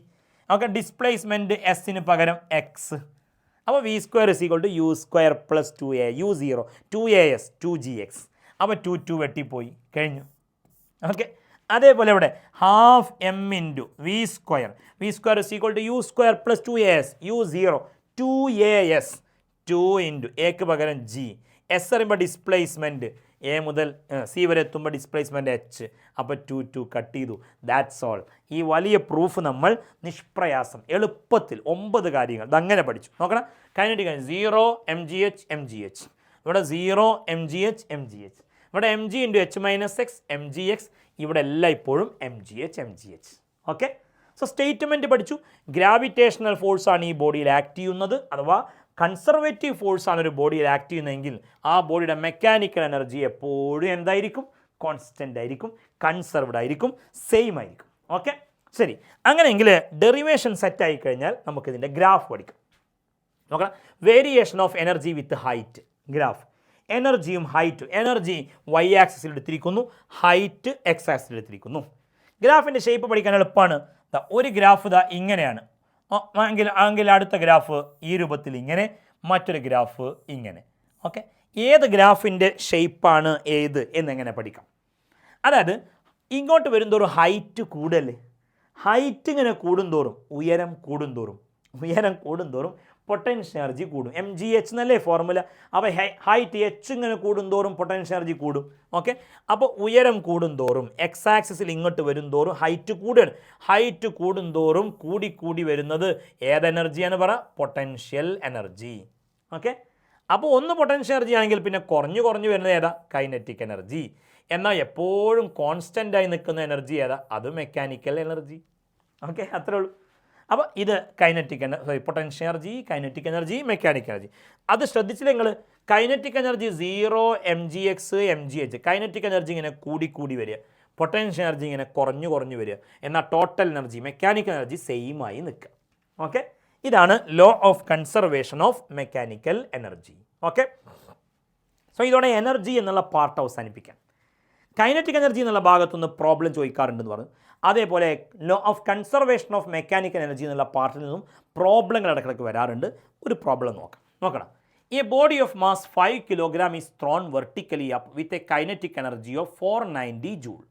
5 kg മാസുള്ള ബോഡിയെ 490 ജൂൾ കൈനറ്റിക് എനർജിയിൽ മേലോട്ട് എറിഞ്ഞു. മേലോട്ട് പോകുന്തോറും പൊട്ടൻഷ്യൽ എനർജി കൂടി വരും, കൈനറ്റിക് എനർജിയോ കുറഞ്ഞു വരും. മേലോട്ട് എറിഞ്ഞാൽ വെലോസിറ്റി ഇങ്ങനെ കുറയലടാ, അപ്പോൾ കൈനറ്റിക് എനർജിയും കുറഞ്ഞു വരും. Find the height at which kinetic energy of the body becomes half of the original value. എറിയുമ്പോൾ കൈനറ്റിക് എനർജി 490 ജൂളാണ്. മേലോട്ട് പോകും തോറും കൈനറ്റിക് എനർജി കുറയും. കുറഞ്ഞ് ഒരു പർട്ടിക്കുലർ ഹൈറ്റ് എത്തുമ്പോൾ കൈനറ്റിക് എനർജി പകുതിയാവും. ഓക്കെ, ഒറിജിനൽ വാല്യൂവിൻ്റെ ആദ്യം ഉണ്ടായിരുന്ന 490ൻ്റെ പകുതി, 490ൻ്റെ പകുതി പറഞ്ഞാൽ 245 അല്ലേ. അപ്പോൾ 490 joule energy 245 joule kinetic energy ആയി മാറുന്നത് എത്ര ഹൈറ്റ് എത്തുമ്പോഴാണ്? ഇതാണ് ചോദ്യം. അതായത് ഇവിടെ നമ്മൾ എന്ത് ചെയ്യാണ്, ഒരു ബോഡിയെ നമ്മൾ 490 ജൂൾ കൈനറ്റിക് എനർജിയിൽ മേലോട്ടെറിഞ്ഞു. ഇവിടുന്ന് എറിയുമ്പോൾ കൈനറ്റിക് എനർജി 490 ജൂളാണ്. അത് എച്ച് ഹൈറ്റിലെത്തി എന്ന് വിചാരിക്കുക. അപ്പോൾ കൈനറ്റിക് എനർജി എന്തായി? പകുതിയായി, 245 ജൂളായി. ഓക്കെ, അപ്പോൾ ഈ കൈനറ്റിക് എനർജി കുറഞ്ഞല്ലോ. അപ്പോൾ പിന്നെ ആ എനർജി എവിടെ പോയി? കൈനറ്റിക് എനർജി പൊട്ടൻഷ്യൽ എനർജിയായി മാറി. പൊട്ടൻഷ്യൽ എനർജി കൂടി. അപ്പോൾ കൈനറ്റിക് എനർജിയിൽ ഉണ്ടായ ചേഞ്ച് പൊട്ടൻഷ്യൽ എനർജിയിലേക്ക് മാറിപ്പോയി. എനർജി ഒരു ഫോമിൽ നിന്ന് വേറൊരു ഫോമിലേക്ക് മാറി ചെയ്യുള്ളൂ. Energy can neither be created nor B destroyed. Okay, അപ്പോൾ ഇവിടെ ചേഞ്ച് ഇൻ കൈനറ്റിക് എനർജി എന്ന് പറയുന്നത് ചേഞ്ച് ഇൻ പൊട്ടൻഷ്യൽ എനർജിക്ക് ഈക്വൽ ആയിരിക്കും. കൈനറ്റിക് എനർജിക്ക് ചേഞ്ച് വന്നു എന്നാൽ അത്രയും ചേഞ്ച് പൊട്ടൻഷ്യൽ എനർജിക്ക് വന്നിട്ടുണ്ടാവും. കൈനറ്റിക് എനർജി കുറയാണോ എന്നാൽ പൊട്ടൻഷ്യൽ എനർജി കൂടിയിട്ടുണ്ടാവും. കൈനറ്റിക് എനർജി കൂടിയോ എന്നാൽ പൊട്ടൻഷ്യൽ എനർജി കുറയും. അപ്പോൾ രണ്ടിലും ചേഞ്ച് സെയിം ആയിരിക്കും. എത്രയാണ് ചേഞ്ച് ഇൻ കൈനറ്റിക് എനർജി? 490 എന്നുള്ളത് 245 ആയി. അപ്പോൾ ചേഞ്ച് 245 അല്ലേ. ഓക്കെ, ഇനി ഇവിടെ ഇരിക്കുമ്പോൾ പൊട്ടൻഷ്യൽ എനർജി 0 അല്ലേ. എന്നാൽ ഇവിടെ ഇരിക്കുമ്പോൾ പൊട്ടൻഷ്യൽ എനർജി mgh അല്ലേ. ഇവിടെ ഹൈറ്റ് 0, പൊട്ടൻഷ്യൽ എനർജി 0. അപ്പോൾ ചേഞ്ച് ഇൻ പൊട്ടൻഷ്യൽ എനർജി പറഞ്ഞാൽ mgh - 0 mgh. ഓക്കെ, അപ്പോൾ 245 is equal to mgh. M എന്ന് പറഞ്ഞാൽ മാസ് ആണ്, മാസ് 5 ആണ്. ജി 9.8 ആണ് എടുക്കേണ്ടത്, 10 എടുത്താലും കുഴപ്പമില്ല, ഇൻറ്റു എച്ച്. അങ്ങനെ വരുമ്പോൾ ഇവിടെ 245 എന്ന് വരും. അപ്പോൾ ഹൈറ്റ് കാണാൻ പറഞ്ഞാൽ H is equal to 245 divided by 5 into 10 എന്നെഴുതാം. 5 വെച്ച് കട്ട് ചെയ്യുന്നു എന്ന് കരുതുക. അപ്പോൾ എത്രയായി? 4 ഇൻറ്റു 5 20. പിന്നെ ബാക്കി റിമൈൻഡർ 4 ആണ്. 45ൽ 9 ഇൻറ്റു 5 45. അപ്പോൾ 49 ഡിവൈഡഡ് ബൈ 10 എന്ന് പറയുമ്പോൾ 4.9 മീറ്റർ എന്ന് കിട്ടും. ഇത്രയും ഹൈറ്റിലേക്ക് എത്തുമ്പോഴാണ് കൈനറ്റിക് എനർജി പകുതിയാവും. So law of conservation of mechanical energy അല്ലെങ്കിൽ എനർജി കൺസർവേഷൻ, അതുമായി ബന്ധപ്പെട്ട പ്രോബ്ലങ്ങൾ വേറെയും മക്കൾ ചെയ്ത് പഠിക്കണം. സോ ഈ ചാപ്റ്ററിലെ ഏറ്റവും വലിയ ടോപ്പിക്കായ എനർജി എന്നുള്ള സെഷൻ നമ്മൾ വൃത്തിക്ക് പറഞ്ഞ് അവസാനിപ്പിച്ചിരിക്കുകയാണ്. മക്കൾ പഠിക്കുക. നെക്സ്റ്റ് ടോപ്പിക്കിലേക്ക് നമ്മൾ വരികയാണ്. എനർജിക്ക് ശേഷം നമ്മൾ ഇനി ഈ ചാപ്റ്ററിൽ പവർ എന്നുള്ള ടോപ്പിക്കിനെ കുറിച്ചാണ് പഠിക്കുന്നത്. ഈ ചാപ്റ്ററിലെ ഏറ്റവും ചെറിയ ടോപ്പിക്കാണ് പവർ എന്നുള്ളത് കൊണ്ട് ഉദ്ദേശിക്കുന്നത്. പവർ എന്നുള്ള ടോപ്പിക്കുള്ളത് നമ്മൾ പഠിക്കുന്നത്. സോ പവർ എന്ന് പറഞ്ഞാൽ എന്താണ് പവർ? നമ്മൾ ഡെയിലി ലൈഫിൽ എന്താ എനർജി, എന്താ പവർ ഒക്കെ നമ്മൾ ഒരേ മീനിങ്ങിൽ പറയും. പക്ഷേ സത്യത്തിൽ ഫിസിക്സിൽ അതെല്ലാം വ്യത്യാസമുണ്ട്. പവർ എന്ന് പറഞ്ഞാൽ ഉദ്ദേശിക്കുന്നത് ഒരു ബോഡി അല്ലെങ്കിൽ ഒരാൾ എത്ര സമയം കൊണ്ട്, കുറഞ്ഞ സമയം കൊണ്ട് കൂടുതൽ വർക്ക് ചെയ്യുന്ന ഒരാളാണെങ്കിൽ അയാൾക്ക് പവർ കൂടുതലാണെന്ന് പറയും. എങ്ങനെ? കുറഞ്ഞ സമയം കൊണ്ട് കൂടുതൽ വർക്ക് ചെയ്യുക. അല്ലെങ്കിൽ ഇപ്പോൾ ഒരു ഇലക്ട്രിക്കൽ ഡിവൈസ്, ഒരു ബൾബോ മറ്റോ ആവട്ടെ, കുറഞ്ഞ സമയം കത്തുകയാണ്, നമ്മളത് പ്രവർത്തിപ്പിക്കണം. കുറച്ച് സമയം പ്രവർത്തിപ്പോഴേക്കും കൂടുതൽ വൈദ്യുതോർജ്ജം അത് ചിലവാക്കുകയാണെങ്കിൽ, കൂടുതൽ എനർജി കൺസ്യൂം ചെയ്യുകയാണെങ്കിൽ, ഓക്കെ, കൂടുതൽ കറണ്ട് ചിലവാക്കുക നമ്മൾ സംസാര ഭാഷയിൽ പറയും. കൂടുതൽ ഇലക്ട്രിക്കൽ എനർജി കൺസ്യൂം ചെയ്യുക, കുറഞ്ഞ സമയം കൊണ്ട് കൂടുതൽ എനർജി കൺസ്യൂം ചെയ്യുക. ഇവർക്ക് നമ്മൾ പവർ കൂടുതലാണെന്ന് പറയും. ഓക്കെ, അപ്പോൾ എന്താണ് പവർ കൊണ്ട് ഉദ്ദേശിച്ചത്? പവർ എങ്ങനെയാണ് കാൽക്കുലേറ്റ് ചെയ്യുന്നത്? എക്സാം പോയിന്റ് ഓഫ് വ്യൂ ചിന്തിക്കുമ്പോൾ പവറിൻ്റെ ഡെഫിനിഷൻ പഠിക്കണം. എന്താണ് പവറിൻ്റെ ഡെഫിനിഷൻ നോക്കണം. പവർ എന്ന് പറഞ്ഞാൽ power is the work done in unit time. Power is the work done in unit time. എന്താ work done in unit time എന്ന് പറഞ്ഞാൽ? യൂണിറ്റ് ടൈം എന്ന് പറഞ്ഞാൽ 1 സെക്കൻഡ്, 1 മിനിറ്റ്, 1 അവർ. ഓക്കെ, അപ്പോൾ യൂണിറ്റ് ടൈമിൽ നമ്മൾ ചെയ്യുന്ന വർക്ക് ഡൺ, 1 സെക്കൻഡ് കൊണ്ട് ചെയ്യുന്ന വർക്ക് ഡൺ, 1 മിനിറ്റ് കൊണ്ട്, 1 മണിക്കൂർ, SI യൂണിറ്റ് സെക്കൻഡ് ആണല്ലോ. അപ്പോൾ 1 സെക്കൻഡ് കൊണ്ട് ചെയ്യുന്ന വർക്ക്. ഓക്കെ, അതാണ് പവർ ആയി നമ്മൾ കാൽക്കുലേറ്റ് ചെയ്യുക. സോ പവറിൻ്റെ ഡെഫിനിഷൻ പറയാം, it is the work done in unit time. അങ്ങനെയെങ്കിൽ പവർ എങ്ങനെ കാൽക്കുലേറ്റ് ചെയ്യുക? പറ, power is equal to work by time. Okay, അല്ലെങ്കിൽ എനർജി ബൈ ടൈം, അങ്ങനെയും പറയാം. Okay, energy consumed in unit time, work by time ആയിക്കോട്ടെ. Work done in unit time definition പഠിക്കുക, work by time എന്ന് formula പഠിക്കുക. ഇനി അതല്ലെങ്കിൽ ഈ വർക്ക് ഡൺ കാണാൻ ഫോഴ്സ് ഇൻറ്റു ഡിസ്പ്ലേസ്മെൻറ്റ് അല്ലെങ്കിൽ എഫ് ഡോട്ട് എസ് എന്നൊക്കെ പഠിച്ചില്ലേ, ബൈ ടൈം എന്ന് എഴുതാം. അതിൽ ഈ എസ് ബൈ ടി പറഞ്ഞാൽ ഡിസ്പ്ലേസ്മെൻറ്റ് ബൈ ടൈം അല്ലേ, ഡിസ്പ്ലേസ്മെൻറ്റ് ബൈ ടൈം വെലോസിറ്റി അല്ലേ. അപ്പോൾ എഫ് ഡോട്ട് വി അല്ലെങ്കിൽ force into velocity. So work done കാണാൻ രണ്ടാമത്തെ ഫോർമുല പറ, എഫ് ഡോട്ട് വി അതല്ലെങ്കിൽ ഫോഴ്സ് ഇൻറ്റു ഡിസ്പ്ലേസ്മെൻറ്റ്. നോക്കിക്കോളൂ, സോറി ഡിസ്പ്ലേസ്മെൻറ്റ് അല്ല, force into velocity, F dot V. Okay, അല്ലെങ്കിൽ സിമ്പിളായി force into velocity. So power കാണാനുള്ള ഫോർമുല പറ, വർക്ക് ബൈ ടൈം അല്ലെങ്കിൽ ഫോഴ്സ് ഇൻറ്റു വെലോസിറ്റി. ശരി, പവറിൻ്റെ യൂണിറ്റ് എന്താണ്? SI unit of power. Work by time, വർക്കിൻ്റെ യൂണിറ്റ് ജൂളാണ്, ടൈമിൻ്റെ സെക്കൻഡ് ആണ്. അപ്പോൾ ജൂൾ പെർ സെക്കൻഡ് അല്ലെങ്കിൽ ജൂൾ സെക്കൻഡ് റൈസ് ടു -1 അല്ലെങ്കിൽ W. എന്താ W? സയൻറ്റിസ്റ്റിൻ്റെ പേര് പറ, വാട്ട്. ഓക്കെ, പവറിൻ്റെ യൂണിറ്റ് എന്താ? 10ാം ക്ലാസ്സിൽ നമ്മൾ പഠിച്ചിട്ടുണ്ട്, വാട്ടാണ്. പവറിൻ്റെ ഡയമെൻഷൻ, ഇതിനു മുമ്പ് ഈ വാട്ട് എന്നത് SI യൂണിറ്റ് ആണ്. എന്താ, ഒരു പ്രാക്ടിക്കൽ യൂണിറ്റ് ആണ്. നമ്മൾ മോട്ടോറുകളുടെയൊക്കെ പവർ പറയുമ്പോൾ HP-യിൽ പറയണം. HP എന്താ? HP ഹോഴ്സ് പവർ, കുതിരശക്തി. അപ്പോൾ അനദർ യൂണിറ്റ് ശ്രദ്ധിക്കുക, പ്രാക്ടിക്കൽ യൂണിറ്റ് ആണ്. പവറിൻ്റെ മറ്റൊരു യൂണിറ്റ് ആണ് HP. ഓക്കെ, HP ക്യാപിറ്റൽ ലെറ്ററിൽ എഴുതാം അല്ലെങ്കിൽ സ്മോൾ ലെറ്റർ. എന്താ HP? Horse power, horse power. അപ്പോൾ HP-യിൽ തന്നാൽ അതിനെ വാട്ടിലേക്ക് കൺവേർട്ട് ചെയ്യാൻ നമുക്കറിയണം. 1 HP is equal to 746 watt എന്നാണ്. 1 horse power is equal to 746 watt. ഒരു HP പറഞ്ഞാൽ 746 വാട്ട്. അപ്പോൾ HP തന്ന വാട്ടിലേക്ക് കൺവേർട്ട് ചെയ്യാൻ 746 കൊണ്ട് എന്ത് ചെയ്യുക? മൾട്ടിപ്ലൈ ചെയ്യുക. വാട്ടിൽ തന്നതിനെ HP-യിലേക്ക് കൺവേർട്ട് ചെയ്യാൻ പറഞ്ഞാലോ, അപ്പോൾ 746 കൊണ്ട് ഡിവൈഡ് ചെയ്യുക. ഓക്കെ, പവർ ഒരു സ്കേലാർ ക്വാണ്ടിറ്റിയാണ്, മറക്കരുത്. വർക്കും എനർജിയും പവറും എല്ലാം സ്കേലാറാണ്, അത് പ്രത്യേകം പറയേണ്ടതില്ല. സ്കേലാർ വെക്ടർ നമ്മൾ മോഷൻ ഇൻ എ പ്ലെയിനിൽ പഠിച്ചതാണ്. ഈ ചാപ്റ്ററിലെ വർക്ക്, എനർജി, പവർ എല്ലാം 3 പേരും സ്കേലാറാണ് എന്ന് മനസ്സിലാക്കി വെക്കുക. ഓക്കെ, സോ പവർ എന്നുള്ള ഭാഗത്ത് സിമ്പിളായി ബേസിക്കായി ഇത്രയും കാര്യങ്ങൾ പഠിച്ചാൽ മതി. എന്താണ് പവറിൻ്റെ ഡെഫിനിഷൻ, പവറിൻ്റെ ഫോർമുല, പവറിൻ്റെ യൂണിറ്റ്, അതേപോലെ SI യൂണിറ്റ് കൂടാതെ മറ്റൊരു യൂണിറ്റ് കൂടി പഠിക്കും. ഓക്കെ, ചിലപ്പോഴൊക്കെ ഈ എഫിഷ്യൻസിയുമായി ബന്ധപ്പെട്ട പ്രോബ്ലമൊക്കെ പവറിൽ ചോദിക്കാറുണ്ട്.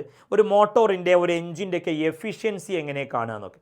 എഫിഷ്യൻസി കാണാൻ output power divided by input power എന്നാണ് ഫോർമുല.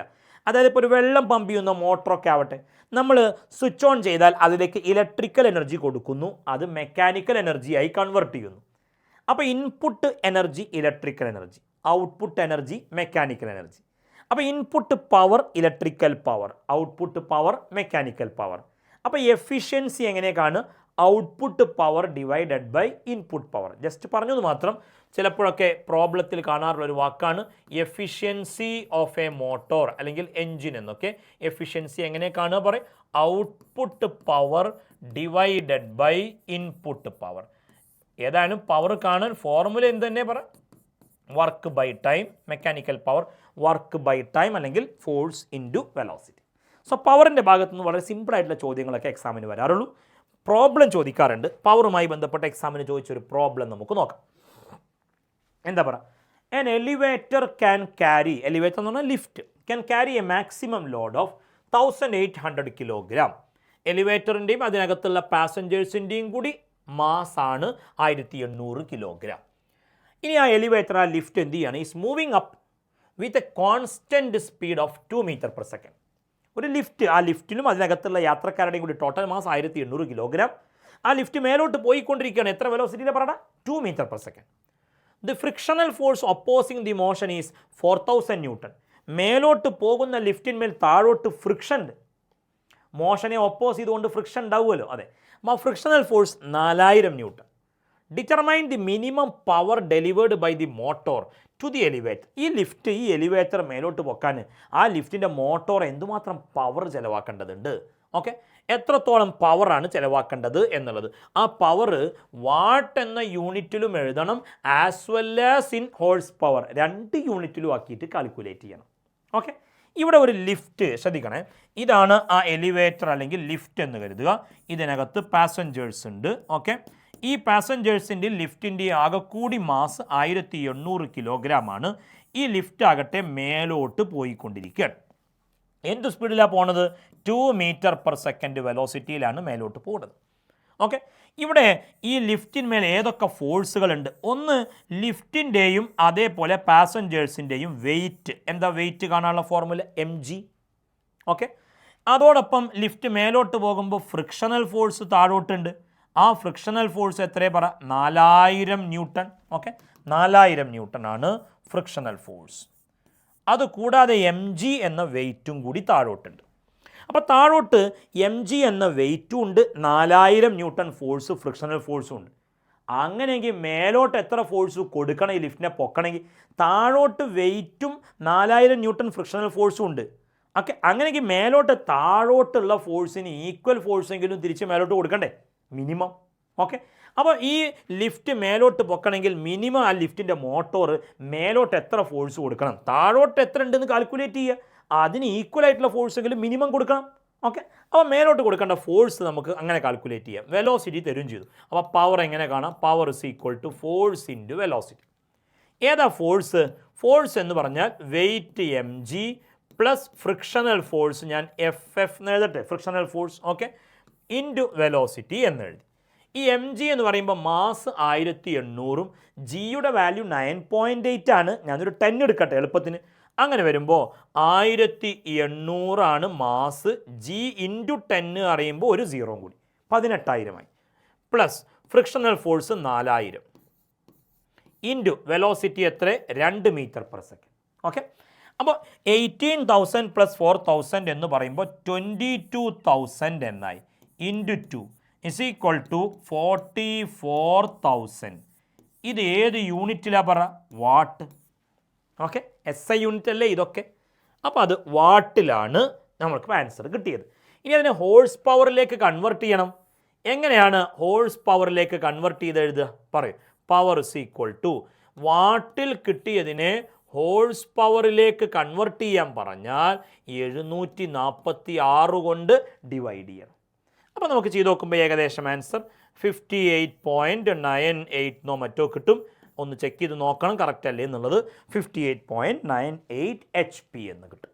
ഓക്കെ, സോ പവർ എന്നുള്ള ചെറിയ ടോപ്പിക്കിൽ ഇത്രയും കാര്യങ്ങൾ പഠിക്കുക. കൂടുതൽ പ്രോബ്ലംസ് സമയത്തിനനുസരിച്ച് കഴിയുന്നത് പോലെ ചെയ്ത് നോക്കുകയും ചെയ്യുക.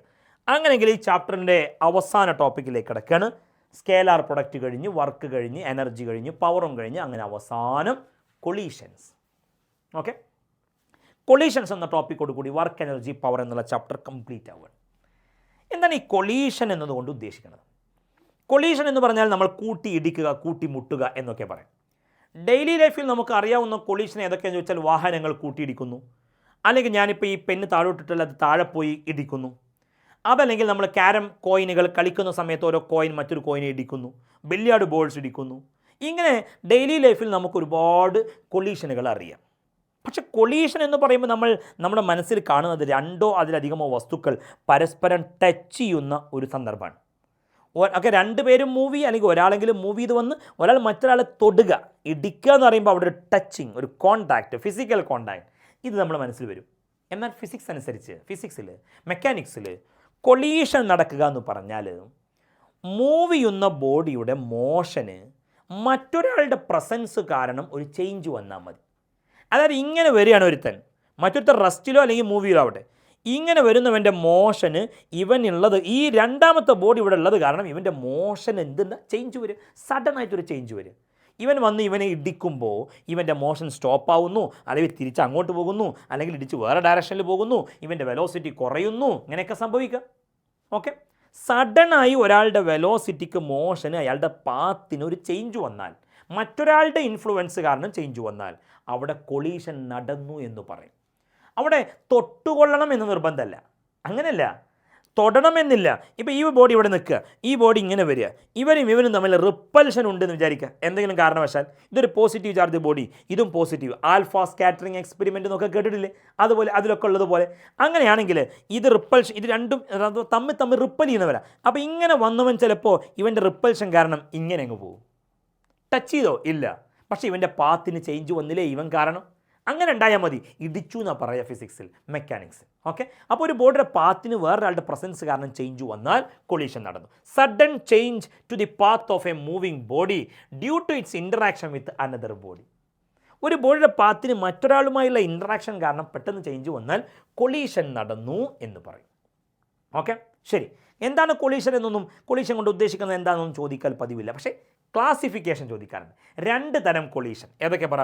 ഒന്ന് ഇലാസ്റ്റിക് കൊളീഷൻ, മറ്റത് ഇൻഇലാസ്റ്റിക് കൊളീഷൻ. ഒന്ന് ഇലാസ്റ്റിക് കൊളീഷൻ, മറ്റൊന്ന് ഇൻഇലാസ്റ്റിക് കൊളീഷൻ. എന്താ ഇലാസ്റ്റിക് കൊളീഷൻ എന്ന് പറഞ്ഞാൽ? മൊമെൻറ്റവും കൈനറ്റിക് എനർജിയും കൺസർവ്ഡ് ആയിട്ടുള്ള കൊളീഷൻ. നോക്കണം, കൊളൈഡ് ചെയ്യണമെങ്കിൽ മിനിമം എത്ര ആൾക്കാർ വേണം? 2 പേര്. 2 പേരും റെസ്റ്റിലായ കൊളീഷൻ നടക്കും? ഇല്ല. 2 പേരും മൂവ് ചെയ്യണോ? വേണമെങ്കിൽ മൂവ് ചെയ്യാം. അല്ലെങ്കിൽ ഒരാളെങ്കിലും മൂവ് ചെയ്യണ്ടേ ഇടിക്കണമെങ്കിൽ. മൂവ് ചെയ്യുന്നവന് കൈനറ്റിക് എനർജി ഉണ്ടാവും, മൊമെൻറ്റോ ഉണ്ടാവും. ഓക്കെ, അപ്പോൾ കൈനറ്റിക് എനർജിയും മൊമെൻറ്റവും കൺസർവ്ഡ് ആവുക. എന്താ അങ്ങനെ പറഞ്ഞാൽ? Total momentum before collision equals total momentum after collision. Momentum കൊളീഷന് മുമ്പുള്ള ടോട്ടലും ശേഷമുള്ള ടോട്ടൽ മൊമെൻറ്റം ഈക്വൽ ആകുക. അപ്പോൾ മൊമെൻറ്റം കൺസർവ്ഡ് ആയി. അപ്പോൾ കൈനറ്റിക് എനർജി കൺസർവ്ഡ് ആണ് total kinetic energy before collision equals total kinetic energy after collision. അങ്ങനെ വരുമ്പോൾ കൈനറ്റിക് എനർജിയും കൺസർവ്ഡ് ആയി എന്ന് പറയും. ഇങ്ങനെ മൊമെൻറ്റവും കൈനറ്റിക് എനർജിയും ബിഫോറും ആഫ്റ്ററും ടോട്ടൽ നോക്കിയ സെയിം ആണെങ്കിൽ അത്തരം കൊളീഷൻ്റെ പേരാണ് elastic collision. Okay, momentum and kinetic energy are conserved. Okay, ഇത്തരം ഡെയിലി ലൈഫിൽ നമ്മൾ കാണുന്ന കൊളീഷൻ ഒന്നും ഇലാസ്റ്റിക് അല്ല. ഇലാസ്റ്റിക് കൊളീഷൻ എക്സാമ്പിളാണ് കൊളീഷൻ ബിറ്റ്വീൻ ആറ്റംസ്, മോളിക്യൂൾസ്, ഇങ്ങനെയൊക്കെ പറയാം. കൊളീഷൻ ബിറ്റ്വീൻ ആറ്റംസ് അല്ലെങ്കിൽ മോളിക്യൂൾസ്. ആറ്റംസ് മോളിക്യൂൾസ് തമ്മിലൊക്കെ ഉണ്ടാകുന്ന കൊളീഷൻ, ചെറിയ ചെറിയ പാർട്ടിക്കിൾസ് തമ്മിലുണ്ടാകുന്ന കൊളീഷനൊക്കെ ഇലാസ്റ്റിക് കൊളീഷനാണ് എന്ന് പറയാം. അങ്ങനെയെങ്കിൽ 2ാമത്തെ ടൈപ്പ് കൊളീഷൻ ഏതാ? Inelastic collision. ഡെയിലി ലൈഫിൽ നമ്മൾ കാണുന്ന കൊളീഷനൊക്കെ ഇൻഇലാസ്റ്റിക്കാണ്. അവിടെ മൊമെൻറ്റം കൺസർവ്ഡ് ആയിരിക്കും. മൊമെൻറ്റം കൺസർവ്ഡ്, എന്നാൽ കൈനറ്റിക് എനർജി എന്തല്ല? കൺസർവ്ഡ് അല്ല. ഓക്കെ, 2 വാഹനങ്ങൾ കൂട്ടിയിടിക്കുക. കൊളീഷന് മുമ്പ് ശേഷമുള്ള ടോട്ടൽ മൊമെൻറ്റം സെയിം ആയിരിക്കും. പക്ഷേ കൈനറ്റിക് എനർജി സെയിം ആവില്ല. ഇടിക്കുമ്പോൾ ഒരു സൗണ്ട് ഉണ്ടാവും, കൈനറ്റിക് എനർജി സൗണ്ടായി പോകും. ഇടിച്ച ഭാഗങ്ങൾ ഇടിച്ച ഉടനെ തൊട്ടാൽ ചൂടുണ്ടാവും, അല്പം കൈനറ്റിക് എനർജി ഹീറ്റായിട്ട് പോകും. ലൈറ്റ്, ചിലപ്പോൾ മെറ്റൽ ബോഡികളൊക്കെ തമ്മിൽ ഉരസുമ്പോൾ സ്പാർക്കിംഗ് ഉണ്ടാവും, ചിലപ്പോൾ ലൈറ്റായിട്ട് പോകും. കൈനറ്റിക് എനർജി ബിഫോറും ആഫ്റ്ററും ഈക്വൽ ആവില്ല. മൊമെൻറ്റം ഏത് കൊളീഷനിലും എന്തായിരിക്കും? ബിഫോറും ആഫ്റ്ററും ടോട്ടൽ മൊമെൻറ്റം ഈക്വൽ ആയിരിക്കും. അപ്പോൾ മൊമെൻറ്റം കൺസർവ്ഡ് ആണ്, എന്നാൽ കൈനറ്റിക് എനർജി കൺസർവ്ഡ് അല്ല. അങ്ങനത്തെ കൊളീഷനാണ് ഇൻഇലാസ്റ്റിക് കൊളീഷൻ. അതിന് കൊളീഷൻ ബിറ്റ്വീൻ വെഹിക്കിൾസ്, അതല്ലെങ്കിൽ നമ്മൾ നേരത്തെ പറഞ്ഞ പോലെ ക്യാരം കോയിൻ, ബില്ലിയാർഡ് ബോൾസ് ഇതൊക്കെ പറയാം. കൊളീഷൻ ബിറ്റ്വീൻ 2 വെഹിക്കിൾസ് എക്സാമ്പിളായിട്ട് അങ്ങനെ അതും നമ്മൾ സാധാരണ കാണുന്ന കൊളീഷനൊക്കെ പറയാം. ഓക്കെ, ഇങ്ങനെ 2 ക്ലാസിഫിക്കേഷനേ കറക്റ്റായിട്ടുള്ളൂ.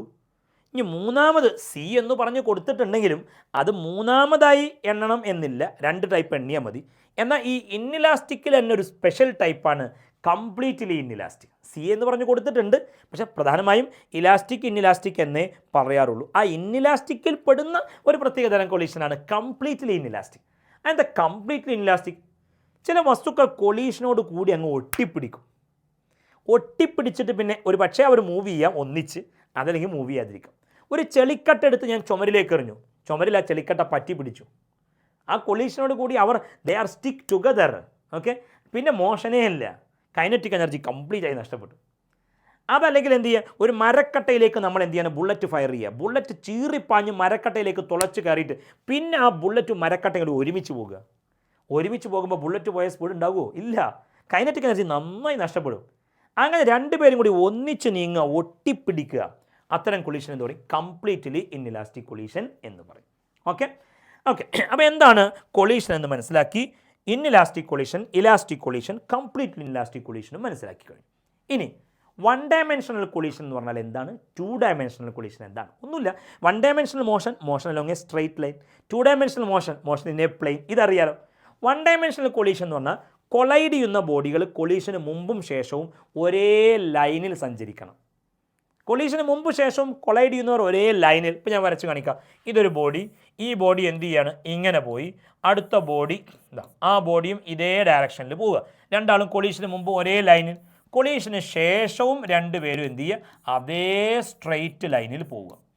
കൊളീഷന് മുമ്പും ശേഷവും ഒരേ ലൈനിൽ എന്തു പറയും? 1 ഡയമെൻഷണൽ കൊളീഷൻ അല്ലെങ്കിൽ ഹെഡ് ഓൺ കൊളീഷൻ. ഓക്കെ, അപ്പോൾ എന്തായിരിക്കും 2 ഡയമെൻഷണൽ കൊളീഷൻ എന്ന് പറഞ്ഞാൽ? ഒരേ ലൈനിലല്ല, ഒരേ പ്ലെയിനിലാവുക. ഇപ്പോൾ ക്യാരം കോയിനുകളൊക്കെ കണ്ടില്ലേ? ആ ക്യാരം ബോർഡ്, ആ ബോർഡിൻ്റെ പ്ലെയിനിലൂടെ കോയിൻ ഇങ്ങനെ അടിച്ചാൽ ആ പ്ലെയിനിലൂടെ പോയി ഇടിക്കും. ഇടിക്ക് ശേഷം അതേ ബോർഡിലൂടെ തന്നെ അങ്ങോട്ടും ഇങ്ങോട്ടും പോകും. ഒരേ ലൈനിലല്ല, ഒരേ പ്ലെയിനിലാണ്.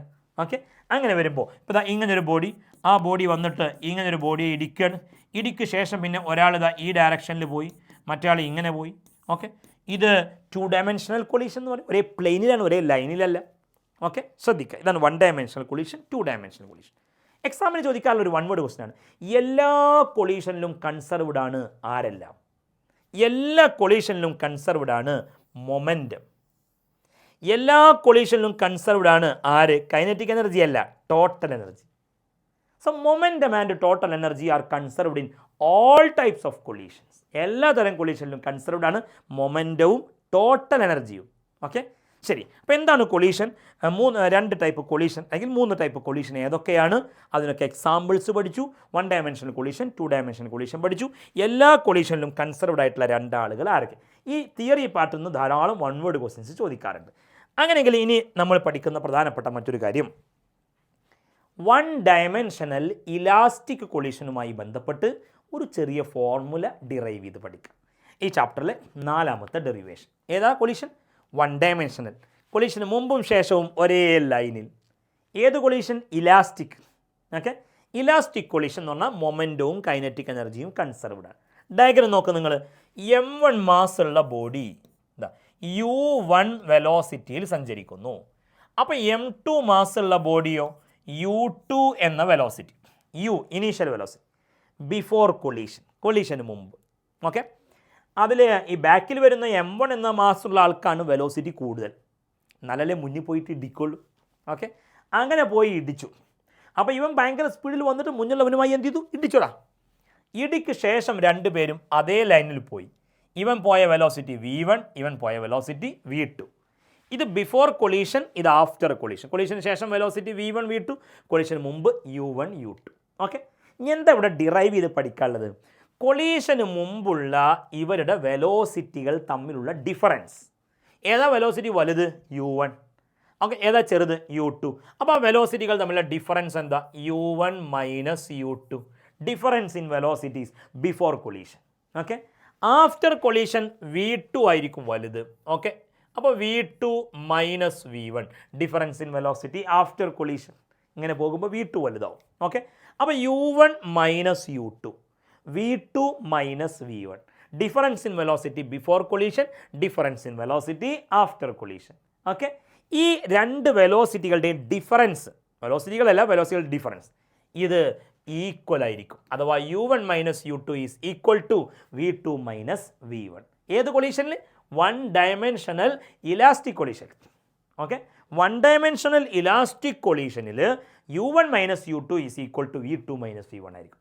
ഇതിനെ റിലേറ്റീവ് വെലോസിറ്റി ബിഫോർ കൊളീഷൻ എന്നും പറയും. എന്ത് വെലോസിറ്റി? റിലേറ്റീവ് വെലോസിറ്റി എന്നുള്ള ആ ടോപ്പിക് ഇപ്പോൾ മോഷൻ സ്ട്രെയിറ്റ് ലൈനിലോ പ്ലെയിനിലോ ഇല്ല, എന്നാലും പുസ്തകത്തിൽ പറയുന്നൊരു ടേം ഈ difference in velocity relative velocity എന്ന് പറയും. അപ്പോൾ relative velocity before collision, relative velocity after collision, ഇത് രണ്ടും ഈക്വൽ ആയിരിക്കും. ഈക്വൽ ആണ് എന്ന് നമുക്ക് പ്രൂവ് ചെയ്യണം. ഓക്കെ, ആ പ്രൂഫിലേക്കാണ് നമ്മൾ ഇനി കിടക്കുന്നത്. നോക്കിക്കോളൂ. പ്രൂഫിന് വേണ്ടി ആദ്യം നിങ്ങൾ ഈ കാണിച്ച ഡയഗ്രം വരക്കണം. സിമ്പിളാണ്, ഒരേ ലൈനിൽ കാണിച്ചാൽ മതി. m1 m2 u1 u2, m1 m2 v1 v2. Okay, അങ്ങനെയെങ്കിൽ നമുക്ക് ആ relative velocity before collision equals relative velocity after collision. എന്താ പ്രൂവ് ചെയ്യേണ്ടത്? പറയും u1 minus u2 is equal to v2 minus v1. പിന്നെ ബിഫോർ കൊളീഷനെ അപ്രോച്ച് എന്ന് പറയും. കൊളീഷന് മുമ്പ് അവർ അടുക്കല്ലേ, എന്നാൽ കൊളീഷന് ശേഷം അകലെയാണ്. അപ്പോൾ ബിഫോർ കൊളീഷനെ അപ്രോച്ച് എന്നും ആഫ്റ്റർ കൊളീഷനെ സെപ്പറേഷൻ എന്നുള്ള വാക്കൊക്കെ ഉപയോഗിക്കും. അതൊക്കെ ആ ക്വസ്റ്റ്യൻ പേപ്പറിലെ ചോദ്യത്തിൽ അത്തരം വാക്കുകൾ കാണുമ്പോൾ മനസ്സിലാക്കാൻ വേണ്ടിയിട്ടാണ് എഴുതിയത്. അപ്പോൾ difference in velocity before collision equals difference in velocity after collision. Okay, എന്നാൽ പ്രൂവ് ചെയ്യാം. ഈ പ്രൂഫിന് ഇതുവരെ പഠിച്ച ഡെറിവേഷൻ പോലെയല്ല, കുറച്ച് സ്റ്റെപ്പ് അധികമുണ്ട്. പക്ഷേ എഴുതി വരുമ്പോൾ സിമ്പിളായിരിക്കും, എഴുതാൻ വളരെ എളുപ്പമായിരിക്കും. നോക്കാം. ആദ്യം momentum conservation. Total momentum before collision is equal to total momentum after collision എന്നല്ലേ? അത് വെച്ച് നമ്മൾ ഇക്വേഷൻ എഴുതാം. മൊമെൻറ്റവും കൈനറ്റിക് എനർജിയും കൺസർവ്ഡ് ആണല്ലോ. So total momentum before collision equals total momentum after collision. അപ്പോൾ മൊമെൻറ്റം കൺസർവേഷൻ വെച്ചുകൊണ്ടാണ് ആദ്യത്തെ ഇക്വേഷൻ എഴുതുന്നത്. So momentum conservation. ഓക്കെ, ഇങ്ങനെ മൊമെൻറ്റം കൺസർവേഷൻ എന്ന് എഴുതുമൊന്നും വേണമെന്നില്ല.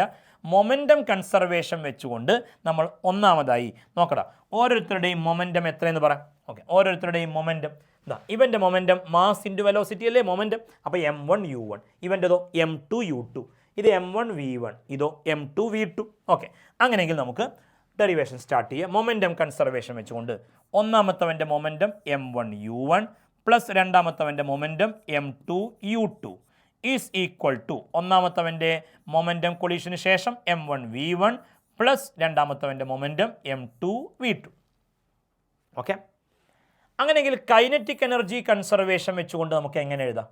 കൈനറ്റിക് എനർജിയും കൺസർവ്ഡ് ആണല്ലോ. കൈനറ്റിക് എനർജി കൺസർവേഷൻ വെച്ചുകൊണ്ട് നമുക്ക് എങ്ങനെ ഇക്വേഷൻ എഴുതാം?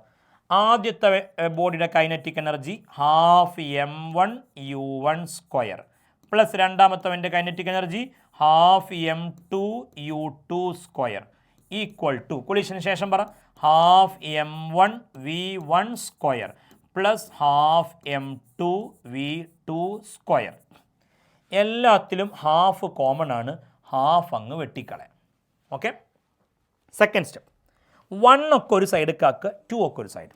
അപ്പോൾ ഇവിടെ m1u1, ഇനി അടുത്ത 1 m1v1 അത് ഇങ്ങോട്ട് എടുത്താൽ minus m1v1 equal to right side m2v2, ഈ പ്ലസ് m2u2 അങ്ങോട്ട് വരുമ്പോൾ മൈനസ് m2u2. ഇവിടെ അതേപോലെ m1u1 ഈ m1v1 ഇങ്ങോട്ട് വന്നാൽ മൈനസ് m1v1 ഈക്വൽ ടു ഇവിടെ ആരുണ്ട് m2v2 മൈനസ് ഈ m2u2 അങ്ങോട്ട് വരുമ്പോൾ minus m2u2. Okay, then third step, രണ്ടിലും m1 കോമണാണ്. m1 കോമൺ ആകുമ്പോൾ ബാക്കി ആര് വരും? u1 minus v1 is equal to ഇവിടെ m2 കോമണാണ്, m2 into v2 minus u2. ഇത് ഇക്വേഷൻ നമ്പർ 1 എന്നെഴുതും. ഇവിടെ അതേപോലെ m1 കോമൺ ആക്കി എടുക്കുക. അപ്പോൾ ബ്രാക്കറ്റിൽ u1 minus v1 equal to m2 common ആക്കി എടുത്താൽ v2 minus u2. Equation number 2. Okay, so equation number 1ഉം ഇക്വേഷൻ നമ്പർ 2ഉം ഉണ്ടാക്കിയെടുത്തു. ഇനി വളരെ സിമ്പിളായി ഇതൊരു 3 വരി 4 വരിയൊക്കെ എഴുതാനുണ്ട് ഓരോ സെഷനിലും, പക്ഷേ എഴുതാൻ എളുപ്പമല്ലേ. ഇനി equation number 2 divided by equation number 1 ചെയ്യുക. Equation number 2 divided by equation number 1 അത് ചെയ്താൽ ആൻസറായി. എന്നാൽ ഇക്വേഷൻ നമ്പർ 2വിൻ്റെ ലെഫ്റ്റ് സൈഡ് പറയും. ഇക്വേഷൻ നമ്പർ 2വിൻ്റെ ലെഫ്റ്റ് സൈഡ് എന്താണ്? m1 into u1 minus v1 divided by equation number 1ൻ്റെ ലെഫ്റ്റ് സൈഡോ m1 into u1 minus v1 is equal to equation number 2ൻ്റെ റൈറ്റ് സൈഡ് പറയും m2 into v2 minus u2 divided by m2 into v2 minus u2. Okay, ആരൊക്കെ cut ചെയ്ത് പോയി? m1 cut ചെയ്തു, m2 cut ചെയ്തു. ഇനി u1 minus v1 നിങ്ങൾക്ക് a plus B into A minus B അറിയൂ. A plus B into A minus B equal to a² minus b². അപ്പോൾ a² minus b² A plus B into A minus B എന്ന് എഴുതാം. അപ്പോൾ u1 minus v1 എങ്ങനെ എഴുതാം? u1 plus v1 into u1 minus v1 divided by u1 minus v1. Okay, അങ്ങനെ വരുമ്പോൾ u1 minus v1 വെട്ടിക്കളയാലോ, equal to ഇനി right side ഞാൻ ഇവിടെ എഴുതുകയാണ്. ഏതാ റൈറ്റ് സൈഡ് പറ? v2 minus u2 v2 plus u2 into v2 minus u2 divided by v2 minus u2. അപ്പോൾ v2 മൈനസ് u2 കട്ട് ചെയ്ത് കളയാം. ഇപ്പോൾ എന്ത് കിട്ടി? u1 plus v1 is equal to v2 plus u2 എന്ന് കിട്ടി. കഴിഞ്ഞു. എന്താ പ്രൂവ് ചെയ്യേണ്ടത്? u1 minus u2 is equal to v2 minus v1. ഇതാ u1 ഇവിടെ ഉണ്ട്, അവിടുന്ന് u2 ഇങ്ങോട്ട് എടുക്കുക.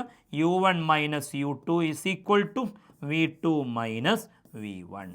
ഓക്കെ, സോ ഈ ചാപ്റ്ററിലെ 4ാമത്തെ ഡെറിവേഷൻ അവസാനത്തെ ഡെറിവേഷനും നമ്മൾ കംപ്ലീറ്റ് ആക്കി കഴിഞ്ഞു. ഇത് എഴുതുമ്പോൾ കുറച്ചുകൂടി ലെങ്തി ആയി തോന്നുമെങ്കിലും ഒന്ന് ശ്രദ്ധിച്ചാൽ നമുക്ക് ഈ സ്റ്റെപ്സ് ഒക്കെ എളുപ്പം പഠിച്ചെടുക്കാവുന്നതല്ലേ ഉള്ളൂ. Okay, so relative velocity before collision is equal to relative velocity after collision. ഇനി ഈ ചാപ്റ്ററിൽ ഇനി ബാക്കി ഞാൻ കൊളീഷനുമായി ബന്ധപ്പെട്ട് പറയാൻ പോകുന്നത് അത്ര തന്നെ ഇമ്പോർട്ടൻസ് ഉള്ള കാര്യങ്ങളല്ല, എക്സാമിന് വളരെ കുറഞ്ഞ ചോദ്യങ്ങളൊക്കെ വന്നിട്ടുള്ള ഏരിയകളാണ്. എന്നാലും അതുകൂടി പറഞ്ഞ് നമുക്ക് ഈ ചാപ്റ്റർ അവസാനിപ്പിക്കാം. അതായത് കൊളീഷന് ശേഷം ഈ 1 ഡയമെൻഷണൽ ഇലാസ്റ്റിക് കൊളീഷനിൽ കൊളീഷന് ശേഷം ഈ ബോഡികൾ പോകുന്ന വെലോസിറ്റി അല്ലേ v1 v2. ആ V1 V2വിൻ്റെ ഫോർമുല ഒന്ന് ബൈ ഹാർട്ടാക്കുക. ഡെറിവേഷൻ നമ്മൾ നേരത്തെ പഠിച്ചതുവരെ പഠിക്കുക. അതിനുശേഷം കൊളീഷന് ശേഷം ഇവർ പോകുന്ന വെലോസിറ്റികളുടെ ഫോർമുല ഒന്ന് ബൈ ഹാർട്ടാക്കുക. ചെറിയൊരു പ്രയാസം ഉണ്ടാവും, പരമാവധി ശ്രമിക്കുക. ഓക്കെ, എങ്ങനെയാണ് ഒന്ന് പഠിച്ചാൽ മതി. V1 പഠിച്ചാൽ അതിൽ നിന്ന് V2 നമുക്ക് പഠിക്കാൻ പറ്റും. ഒരു അല്പം വലിയ ഫോർമുലയാണ്. നോക്കണം, M1 minus M2 into U1 plus 2M2 U2 divided by M1 plus M2. ഇതാണ് ഫോർമുല. ചെറിയ പ്രയാസം ഉണ്ടാവും. M1 minus M2 into U1 plus 2M2 U2 divided by M1 plus M2. ഇത് നമ്മൾ പഠിച്ചു കഴിയുകയാണെങ്കിൽ അതിൽ നിന്ന് V2 പറയാം. എങ്ങനെ? ഈ 1 എന്നുള്ളതൊക്കെ 2 ആക്കുക, 2 എന്നുള്ളതൊക്കെ 1 ആക്കുക. അപ്പോൾ M1 മൈനസ് M2 എന്തായി? M2 minus M1 into U1 എന്നുള്ളത് U2 എന്നാക്കുക പ്ലസ് 2 അങ്ങനെ തന്നെ എഴുതണേ. M2 U2 എന്നുള്ളത് M1 U1 എന്നാക്കുക. Denominator M1 plus M2 plus M1, പിന്നെ രണ്ടും ഒന്ന് തന്നെയല്ലേ. M1 പ്ലസ് M2 എന്ന് പറഞ്ഞാലും M2 പ്ലസ് M1 എന്ന് പറഞ്ഞാലും ഒന്ന് തന്നെ. അപ്പോൾ ഈ ഫോർമുല ഒന്ന് ബൈ ഹാർട്ടാക്കാൻ ശ്രമിക്കുക. എക്സാമിന് ഇന്നേ വരെ ഈ ഫോർമുല മുഴുവനായിട്ടും എഴുതാനോ അത് വെച്ചൊരു പ്രോബ്ലം ഒന്നും ചോദിച്ചിട്ടില്ല പബ്ലിക് എക്സാമിന്. എന്നാലും ചോദിക്കുകയാണെങ്കിൽ നമുക്ക് എഴുതാൻ പറ്റണം. ഈ ഫോർമുല എങ്ങനെ കിട്ടി എന്ന് ചോദിച്ചാൽ നമ്മൾ നേരത്തെ ഡിറൈവ് ചെയ്ത ഇക്വേഷൻ വെച്ചുകൊണ്ട് നമുക്ക് ഇതിലേക്ക് എത്തിച്ചേരാനൊക്കെ പറ്റും. പക്ഷേ കംപ്ലീറ്റ് ഡെറിവേഷൻ ഒന്നും പുസ്തകത്തിൽ അങ്ങനെ കൊടുത്തിട്ടില്ല. അപ്പോൾ അതുകൊണ്ട് ഫോർമുല ഒന്ന് ബൈ ഹാർട്ടാക്കാൻ വേണ്ടി ശ്രമിക്കും. ഓക്കെ, ഇനി ഇതിൽ നിന്നൊരു സ്പെഷ്യൽ കേസ് നമ്മൾ പഠിക്കുക. എന്താ നിങ്ങൾ മാസ് 2 പേർക്കും സെയിം ആണെങ്കിൽ, സ്പെഷ്യൽ കേസാണ് ഈ 1 ഡയമെൻഷണൽ ഇലാസ്റ്റിക് കൊളീഷനിൽ ഇടിക്കുന്ന 2 പേർക്കും മാസ് സെയിം ആണെന്ന് കരുതുക. മാസ് സെയിം ആണെങ്കിൽ M1 minus M2 M1 M2 equal ആയാൽ M1 മൈനസ് M2 0 വരും, M2 മൈനസ് M1 ഒക്കെ 0 വരും. അങ്ങനെ നമുക്ക് ഈ മാസുകൾ ഈക്വൽ ആണെങ്കിൽ ഇവരുടെ വെലോസിറ്റി എങ്ങനെയായിരിക്കും എന്നുള്ളത് ചെയ്തു നോക്കിയാൽ ഇങ്ങനെയൊക്കെ കിട്ടും. പക്ഷേ അത് അങ്ങനെ പഠിക്കണ്ട. മാസ് ഈക്വൽ ആണെങ്കിൽ കൊളീഷന് ശേഷം ഇവർക്ക് എന്ത് സംഭവിക്കുമെന്ന് ചോദിച്ചാൽ ഇവരുടെ വെലോസിറ്റികൾ അങ്ങോട്ടും ഇങ്ങോട്ടും മാറും. അങ്ങനെ പറഞ്ഞാൽ മനസ്സിലാവില്ല. ഒന്നാമത്തെ ബോഡി ഇങ്ങനെ വരുന്ന വെലോസിറ്റി 10 മീറ്റർ പെർ സെക്കൻഡ്. രണ്ടാമത്തെ ബോഡി ഇങ്ങനെ വരുന്ന വെലോസിറ്റി 5. ഒരാളുടെ വെലോസിറ്റി 10, മറ്റൊരാളുടെ വെലോസിറ്റി 5.